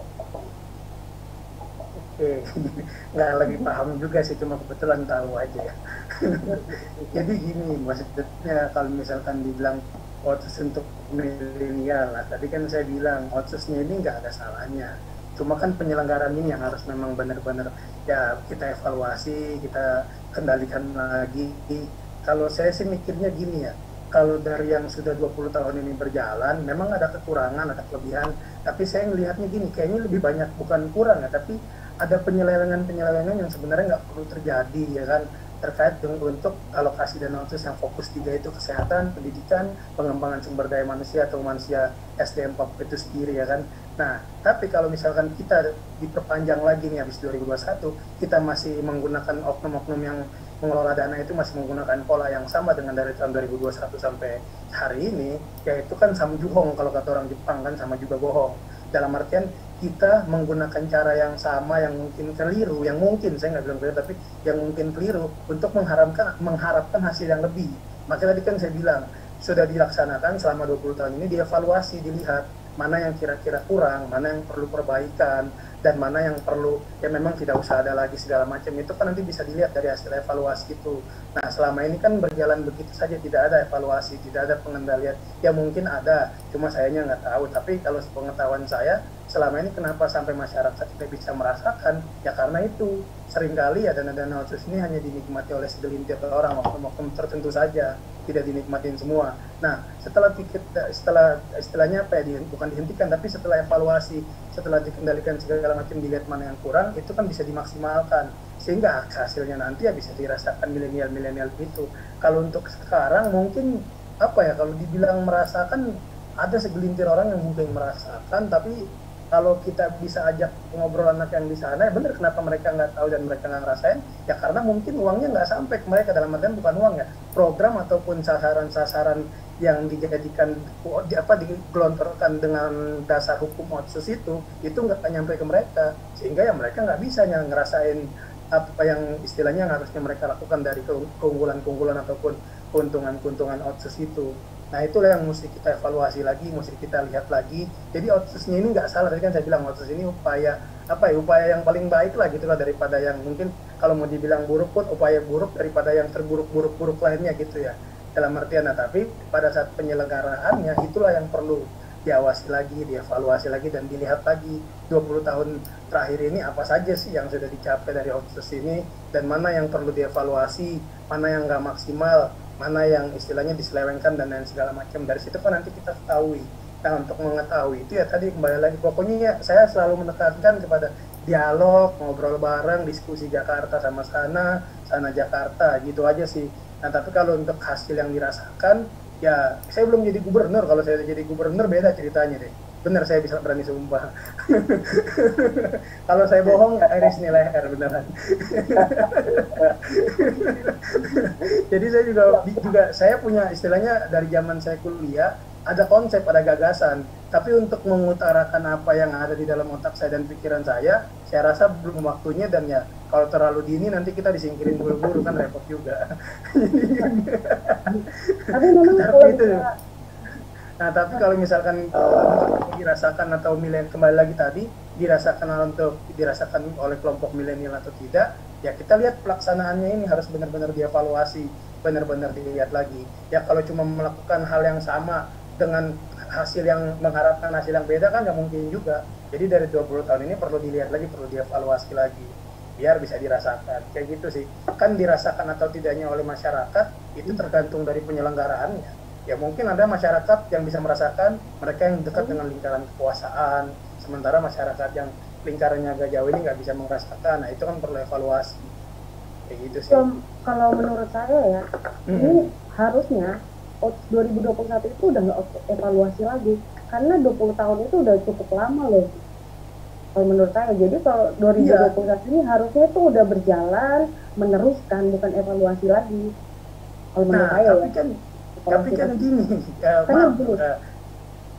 kalau misalkan berjalan yang tadi saya bilang, ya oke 20 tahun kita mau terusin jalan, ya terusin jalan. Kalau misalkan sama lagi polanya sama yang 20 tahun lalu, yang katanya sekarang nggak dirasakan, cuma dirasakan segelintir orang, kan saya bilang tadi, mengharapkan hasil yang maksimal dengan melakukan cara yang sama, ya kan nggak mungkin. Jadi memang perlu evaluasi untuk ini, bukan untuk masalah ini menentukan jalan atau tidak, tapi dilihat dari tiga sasaran otsus utama itu, ya kan, pendidikan, kesehatan, pengembangan sumber daya manusia, itu mana, apa perlu ditambah, atau bagian mana yang kurang, mana yang kemanfaatannya kurang maksimal segala macam, atau yang mungkin nggak ada penyelewengan oleh oknum-oknum tertentu, itu perlu dilihat lagi kan, perlu dievaluasi lagi. Nah setelah itu baru ditentukan lagi untuk perjalanan ke depannya seperti apa. Sambil berjalan itu kan bisa, nggak harus terus diberhentiin 5 tahun nggak ada otsus segala macam, ya kan, berjalan segala macam, dan sambil berjalan tuh bisa. Itulah kan fungsinya kalau ada, istilahnya kalau Mbak Rela tahu, di daerah itu kan selain ada DPRD ada juga MRP yang tugasnya untuk mantau, untuk ngawasin itu juga. Ada juga DPD dan lain-lain segala macamnya di tingkatan daerah. Kalau di Provinsi Papua itu ada MRP di Papua sama Papua Barat. Itu sih kalau dari saya. Jadi evaluasi itu penting, jangan kita istilahnya jalanin aja terus yang sekarang ya. Kalau kita jalan, ya kan, uang gelontor terus, ya kan, akhirnya besok kita ngomong lagi di UIN masalah namanya rasisme, ya kan, kita ngomong lagi di kemarin di IPNU tuh saya ya, di IPNU masalah OPM segala macam. Masalahnya kan sebenarnya dari zaman saya kecil sampai gede itu aja. Cuma permasalahannya, ada nggak niatan untuk nyari solusi yang pas, ya kan? Nah, solusi yang pas ada salah satunya, ya ini, penyelenggaraan otsus dengan baik dan benar, untuk berjalan dengan baik atau nggak minimal sedikit benar lah, ya kan? Kalau kita nggak bisa mengharapkan yang benar, ya kan, ya harus dievaluasi dulu. Dievaluasi bukan untuk menentukan dia berhenti atau jalan, tidak, tapi dilihat mana yang kurang, dimaksimalkan di situ, mana yang terjadi penyelewengan mungkin bisa diperbaikin. Mungkin di masa lalu banyak orang tua kita yang istilahnya kalau orang ini bahasa sekarang hilap ya kan, ada yang hilap atau segala macam, lah bisa diperbaiki ke depan. Tapi kalau misalkan jalanin aja terus yang udah 20 tahun, ya kita ngulangin kesalahan yang sama aja bohong kan. Akhirnya milenial di masa depan bahkan mungkin saya nggak bisa ngerasain apa itu manfaat dari otsus dan lain-lain ke anak cucu dan generasi berikutnya, kayak gitu kan. Kalau saya sih KTP Jakarta, jadi ya itulah, nggak bakalan bisa. Memang bicara otsus ini berat ya, karena butuh 20 tahun untuk ada salah satu kabupaten di Papua, Pegunungan Bintang, butuh 20 tahun untuk di sana punya sekolah yang lumayan memadai, punya listrik yang sekarang udah nggak mati lagi setiap jam 5 sore, itu butuh 20 tahun. Nah, tapi kalau kita terus bicara soal oknum, ya kita ganti orang, itu belum tentu juga. Itu belum tentu bisa berubah. Jadi, kira-kira mungkin formulasi yang tepat itu apa, gitu. Ya, itu yang perlu kita diskusikan, gitu kan. Jadi, karena kalau kita selalu bicara, oh ini oknum, penyelenggara ini itu bukan solusi menurutku. Jadi maka dari itu, karena kalau kita bicara soal oknum penyelenggara ya nggak akan habis, karena ya ganti orang pun kan belum tentu kan. Belum tentu. Iya, karena contoh Bang Amos, Pegunungan Bintang, tahu kan? Tahu lah. Iya, iya Bang, di sana keadaannya tuh baru 2 tahun terakhir ini nggak mati lagi, lampu nggak mati lagi setiap jam 5 sore. Biasanya tuh cuma nyala jam 1 siang sampai jam 5 sore doang. Nggak usah ke Pegunungan Bintang, Pak. Kampung saya itu nggak jauh dari Jayapura, cuma 6 jam. Tapi di atas jam 18.00 udah nggak ada listrik. Udah nggak ada listrik. pakai pelita. Tahu pelita kan, apa yang dari Keratindeng itu dikasih sumbu. Ya dikasih minyak tanah. Minyak tanah ya, pelita kalau gitu. Iya. Jadi ya atau kalau misalkan saya bisa mikir bahwa ternyata otsus ini sebenarnya bisa jadi juga makin memperburuk, bisa jadi ya, itu yang harus kita diskusikan bahwa itu ngapain sih perlu dievaluasi. Itu kan harus dievaluasi. Untuk tahu itu buruk atau baik, apa moderat atau bermanfaat, ya harus dievaluasi penyelenggaranya kan. Kalau ya, dalam artian evaluasi, maksudnya apa nggak cukup hasil selama 19 tahun yang buruk ini harus dilanjutin? Artinya orang-orang pasti bertanya seperti itu kan. Kalau saya gimana ya, kalau ya semuanya memang harus berdasarkan evaluasi, kan nggak mungkin ini loh. Ya kalau saya prinsip percaya sama keseimbangan ya, dalam artian di hal yang buruk pasti ada sesuatu hal yang baik, dan baik pasti semuanya di dalam hal yang baik pun pasti ada yang buruk. Nah untuk mengetahui itu ya caranya evaluasi.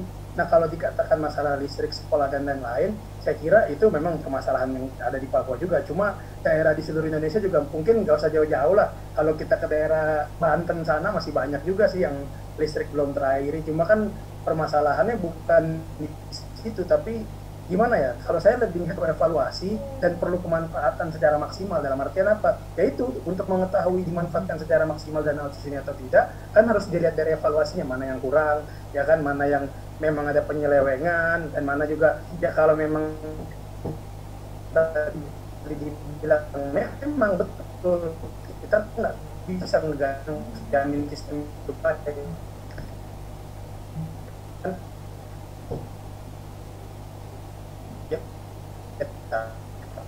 Kalau misalkan kita tidak ada alternatif atau satunya itu jalan itu tahu kata aja terus kita evaluasi ya ini kita berjalan ya. Kebetulan kan kalau nanti Mbak Rela lihat tulisan saya di Google bisa lebih menggambarkan lah terkait dengan otsus gitu. Nah tapi yang saya yang saya mau tekankan di sini bukan otsus itu kan alat ya. Alat ini gimana yang operatorinnya, gimana yang menjalankannya gitu loh.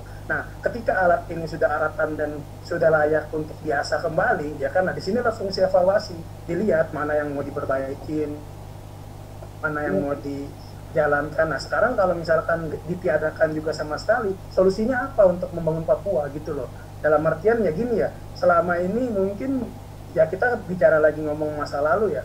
Orang Papua yang tadi saya bilang ada keadilan afirmasi, ada dana otsus segala macam.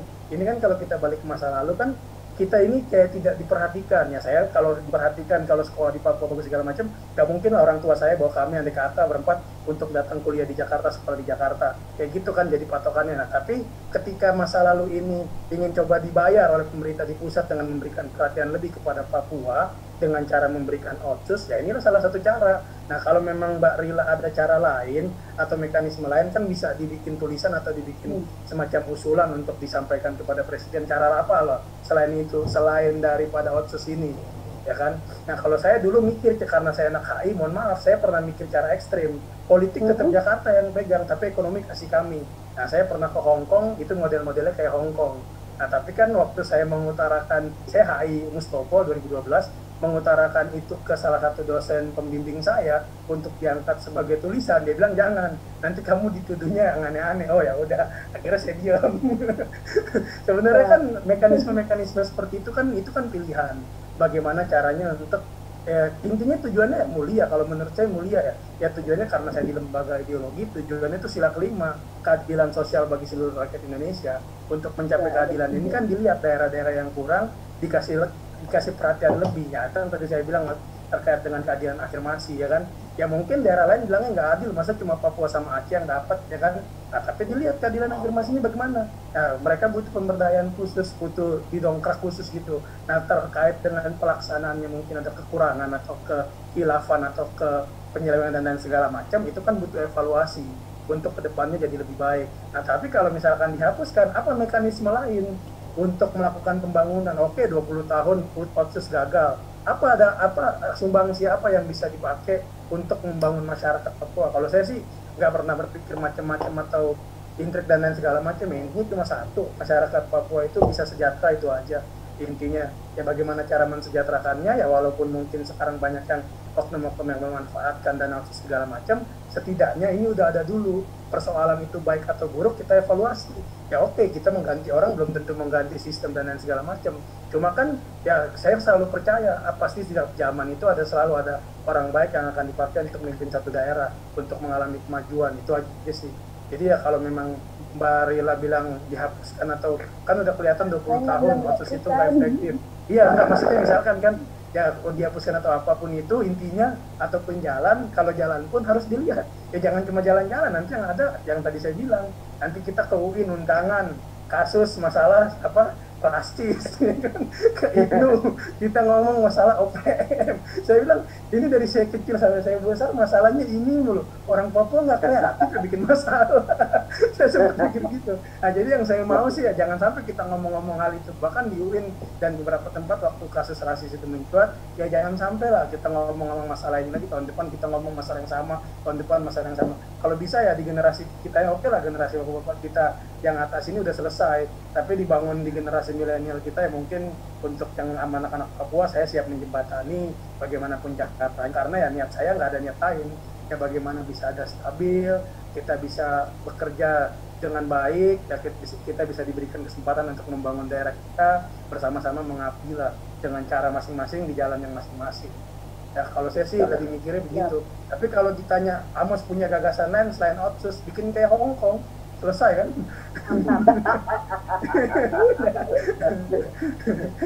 Kalau ditanya dia bikin kayak Hong Kong, kalau mau ini ya oke, nggak apa-apa, kan nggak penting masalah. Istilahnya gini loh, ideanya tujuannya orang Papua minta merdeka kesejahteraan, pasti fokusnya ke situ ya kan, ngatur daerah sendiri, bekerja sendiri, sejahtera sendiri, sama nggak kurang lebih ya kan, ya bisa punya pemerintahan sendiri dalam artian mungkin otonominya yang diperluas ya kan, terus udah punya gubernur, diatur ekonominya segala macam, tapi tetap kendali pemerintahan di pusat, udah selesai. Moneter di pusat, pemerintah moneter, keamanan, pertahanan semua ada di Jakarta ya kan, tapi ekonomi oke, ayo kita bangun sama-sama. Kayak gitu. Ya menarik itu Bang. Menarik itu Bang. Maksudnya mungkin ini pertanyaan banyak orang juga sih. Jangan sampai di Pegunungan Bintang sana nanti 20 tahun baru masuk internet. Padahal udah ada di dua. Ya kan. Nah inilah sebenarnya kenapa. Tadi kenapa saya bilang perlu. Semua ini pada pro nih, nggak ada yang kontra, ya udah aku posisinya aja jadi kontra aja nanya-nanya. Enggak, kalau saya jujur saya nggak mau posisi, saya capek ya istilahnya. Kalau ngomong spektrum pro kontra saya capek, karena apa ya, dalam artian kadang-kadang gini, kita mati-matian kontra atau mati-matian pro, tapi ujung-ujungnya nggak membangun, cuma argumen liar dan istilahnya apa, bukan liar sih, dalam artian argumen dan ya udah ujung-ujungnya capek sendiri. Kalau saya lebih konstruktif dalam artian gini, ya kalau memang Otsus itu tidak disetujui karena perlu banyak catatan, oke, memang benar, ya kan kita lihat fakta aja selama beberapa tahun belakangan ini. Tapi kalau dihilangkan sama sekali juga nggak setuju. Tapi kalau terkait dengan internet, nah inilah saya bilang kenapa penting kita nanti kapan-kapan lah kita cari saudara yang dari sana, suruh mereka ngomong, suruh mereka diskusi. Nah makanya waktu pertama kali saya diangkat jadi CPNS itu di pemerintahan pusat, saya ketemu sama Deputi 2-nya Menko Polhukam. Beliau cuma bilang, jangan asik-asik duduk di kantor di Jakarta, sekali-sekali pulang ke Papua, lihat daerah sana, keliling masing-masing itu satu-satu. Jadi jangan lihat dari yang mereka datang ke Jakarta lapor, tapi lihat ke lapangan langsung. Nah makanya kenapa tadi saya bilang perlu kalau nanti kita diskusi berikutnya ada orang yang dari sana langsung, itu akan lebih bagus karena dia akan lebih cerita unek-unek yang fakta di lapangan. Kalau saya kan karena sudah di Jakarta kan, jadi mungkin masalah listrik segala macam nggak terlalu, istilahnya sudah nggak merasakan lagi. Tapi kalau misalkan orang yang dari sana kan pasti masalah internet segala macam, mereka akan bisa lebih lapor lebih lebih konkret lagi tuh fakta di lapangan.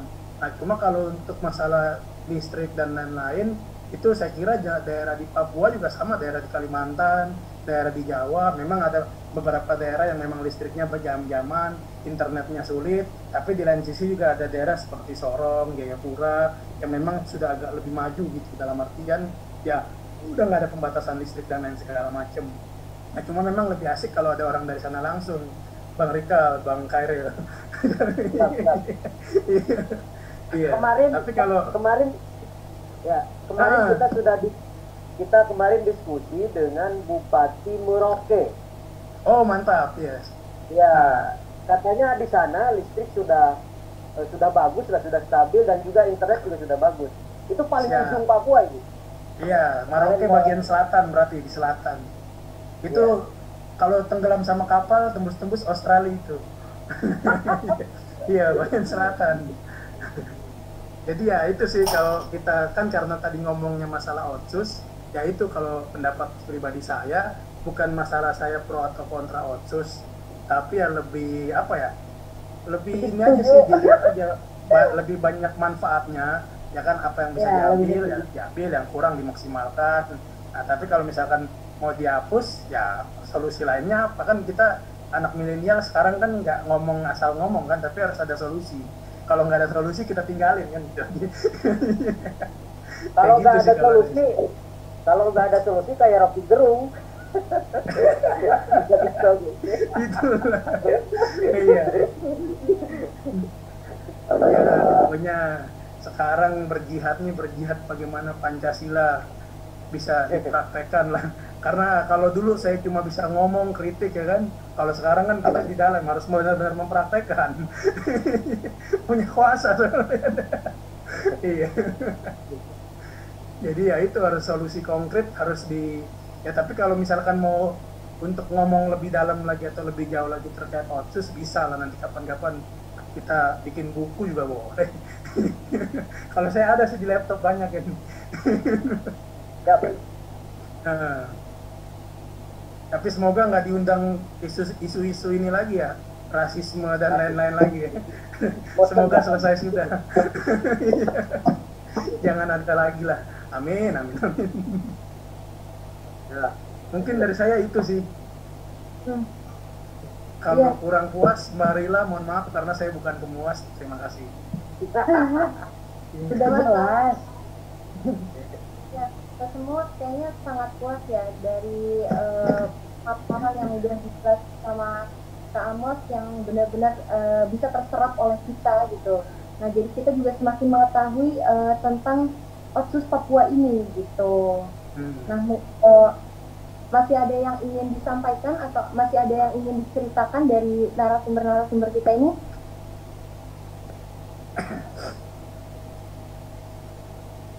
Atau kalau misalnya nggak ada, kita Ini masih panjang nggak, Mbak? Ya, semampunya Kak Reila aja lah. Karila, Rika itu jurusan apa? Dia dosen. Maksudnya jurusan sama Pak Franky, Iya. Pak Dekan ya, senior saya itu. senior Salam gimana? aja sama Pak Franky. Gimana? Ya, Nanti ngobrolnya nanti aja lah. oh nanti aja nanti. Iya, tapi tadi tuh menarik juga sih, Bang Amos. Agama apa keyakinan Koreri itu loh. Maksudnya dia Beli bukunya, itu bukunya cepet habis. maksudnya dijelaskan ke penonton gitu loh. Ke penonton. Sebenarnya kan bisa ini. Lebih kalau akademisi lebih enak baca lah daripada dijelasin. Tapi kalau mau dijelasin, jadi kurang lebih seperti Sebenarnya ini. gambaran umumnya tuh seperti apa? Jadi gambaran umumnya seperti ini. Jadi kurang lebih hampir di semua tradisi-tradisi Nusantara ya itu ada kayak semacam istilahnya kalau di kami Koreri ya. Kalau di Jawa itu dulu mungkin zaman penjajahan menunggu datangnya Ratu Adil. Jadi datangnya seorang sistem baru, pemimpin baru di dalam suatu daerah atau tanah yang dijanjikan, terus dia membawa kedamaian. Jadi orang Papua bisa cari apa istilahnya makan di atas tanahnya sebebas diri, sebebas dan sekemampuannya mereka, bisa lautnya aja bisa dikuasain, bisa diambil segala isinya, dikelola dengan baik sesuai dengan kemampuan mereka, terus pemerintahan stabil dan lain segala macam. Nah, kurang lebih seperti itu. Itulah yang dibilang cita-cita untuk merdeka itu. Tapi sama sih kalau nggak salah ya di Jawa juga ada kan Ratu Adil kayak gitulah kurang lebih. Kalau saya baca ya mirip-mirip kayak begitu. dan dengar cerita dari zaman-zaman kita kecil kan, kalau di sana kan dulu ada, kalau ada agama lokal ya istilahnya ya, Tuhannya itu mandar maker, tunggu mandar maker datang ya kan, bawa pembebasan buat orang Papua. Nah, pembebasan itu apa ya, yang tadi saya bilang, bebas mencari makan di atas tanahnya sendiri, bebas menguasai lautnya untuk dikelola, diambil hasilnya, terus nggak ada lagi perang-perang, nggak ada lagi kemusuhan dan lain segala macam. Ya surga lah istilahnya. Nah itu dia. Nanti kalau mau lebih dalam bisa baca. Itu salah satu tokoh yang kasih komentar di situ, baru meninggal tahun lalu. Itu bekas rektor Kuncen. Salah satu orang tua kami juga sih, dari sana satu kampung sama nyokap. Iya. Jadi bagus sih kalau misalnya tertarik. Jadi gini, apa Kak Rila ya, di Papua sendiri itu sebenarnya nggak terlalu ribet masalah agama. Ya saya produk ini ya, orang tua saya kakek sama nenek itu beda agama, Kristen Islam, tapi bisa nikah, bisa punya anak sampai 7. Banyak kan anaknya 7. Nah itu 7. Terus ada beberapa keluarga juga yang satu keluarga itu ya memang berbeda keyakinan. Nah tapi kalau yang tadi di Biak saya kurang paham. Tapi yang paling banyak itu campurannya itu di daerah Raja Ampat sama Fakfak sama Kaimana. Itu daerah kepala burung ke bawah. Nah, itu memang banyak campur-campuran. Bahkan kan kalau dari pertama berdiri Provinsi Papua Barat itu selalu gubernurnya itu pasti Kristen, wakil gubernurnya pasti Muslim. Itu tuh pasti tuh pasangan duet maut begitu terus tuh. Dan di sana sih nggak pernah ada ini ya, isu agama ya. Di sana yang paling laku dijual, kalau di sini kan mungkin ada aksi bela 212 segala macam. Kalau di sana nggak laku. Nggak laku kalau di sana lakunya gini, ketika kita nyalon kayak saya ya kan, terus nanti dibilang jangan pilih dia punya orang tua itu bukan asli orang sini. Nah, itu yang laku di sana. Jadi kesukuannya lebih dilihat, keaslian dari daerah itu yang lebih dilihat. Nah, itu pun juga kadang-kadang ya kalau ketika dia udah nyalon dan masyarakatnya juga udah terlalu dekat sama dia, ya nggak dipedulin lagi. Dari orang, misalkan orang Jayapura nyalon di Biak atau orang Biak nyalon di Sorong, itu udah nggak berlaku lagi kayak gitu. Tapi kalau misalnya yang kayak baru-baru nggak pernah pulang kayak saya gini kan, terus tiba-tiba pulang gara-gara mau nyalon, nah itu pasti diomongin habis-habisan. Dia mau pulang cuma mau nyalon doang dari konstituen doang. Kayak gitu.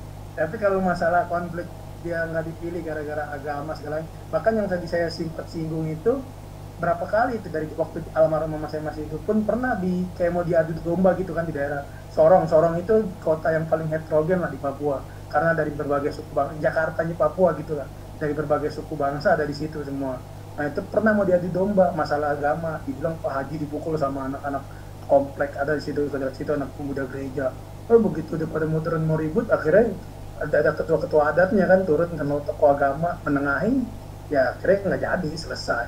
Sama di Jayapura juga yang kayak begitu. Di yang kemarin pembakaran masjid kan memang sempat rame, FPI sempat mau kesana segala macam, tapi ujung-ujungnya kan ketemu tokoh adat sama tokoh agama dan lain-lain, selesai.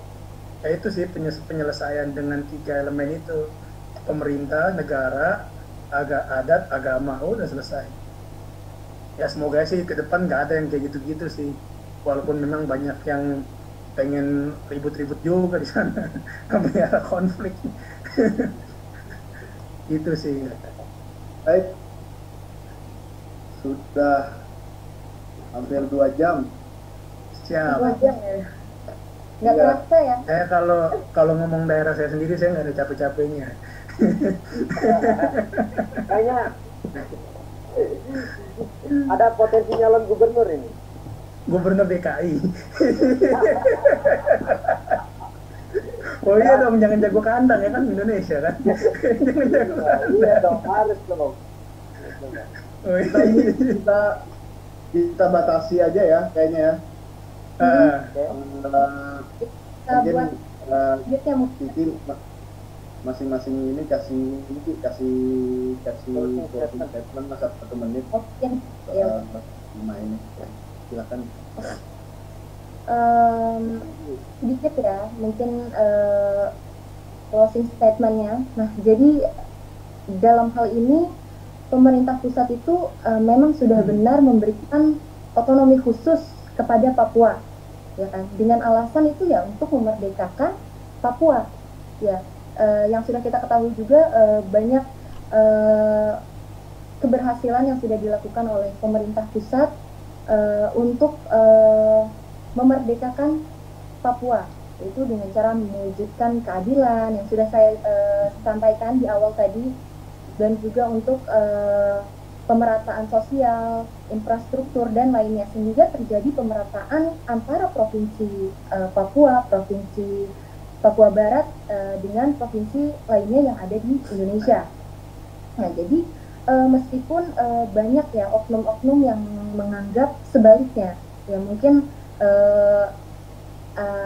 mereka punya apa ya, mungkin pengetahuan yang kurang, atau mereka yang tidak pro ya tentunya dengan pemerintahan di Indonesia ini gitu. Jadi karena adanya keberhasilan yang sudah dilakukan oleh pemerintah, maka alangkah baiknya untuk dilanjutkan oleh Papua melalui otonomi khusus yang sudah dijalani pada saat ini gitu. Mungkin itu saja yang dapat saya sampaikan, dan mungkin sekian webinar pada kali ini. Terima kasih banyak kepada narasumber-narasumber hebat yang telah memaparkan banyak aspirasi ya, memaparkan mengenai otonomi khusus ini. Nah, semoga dapat diserap dan dapat menjadi referensi maupun acuan bagi teman yang menonton video ini, yaitu tentang milenial bicara Papua, milenial bicara Papua, ya benar ya? Ya, kayak gitu. Ya. Dan terima kasih banyak atas kesempatan, dan terima kasih banyak untuk kehadiran narasumber hebat pada kali ini. Saya cukupkan. Wallahul muwaffiq ila aqwamit thoriq. Wassalamualaikum warahmatullahi wabarakatuh.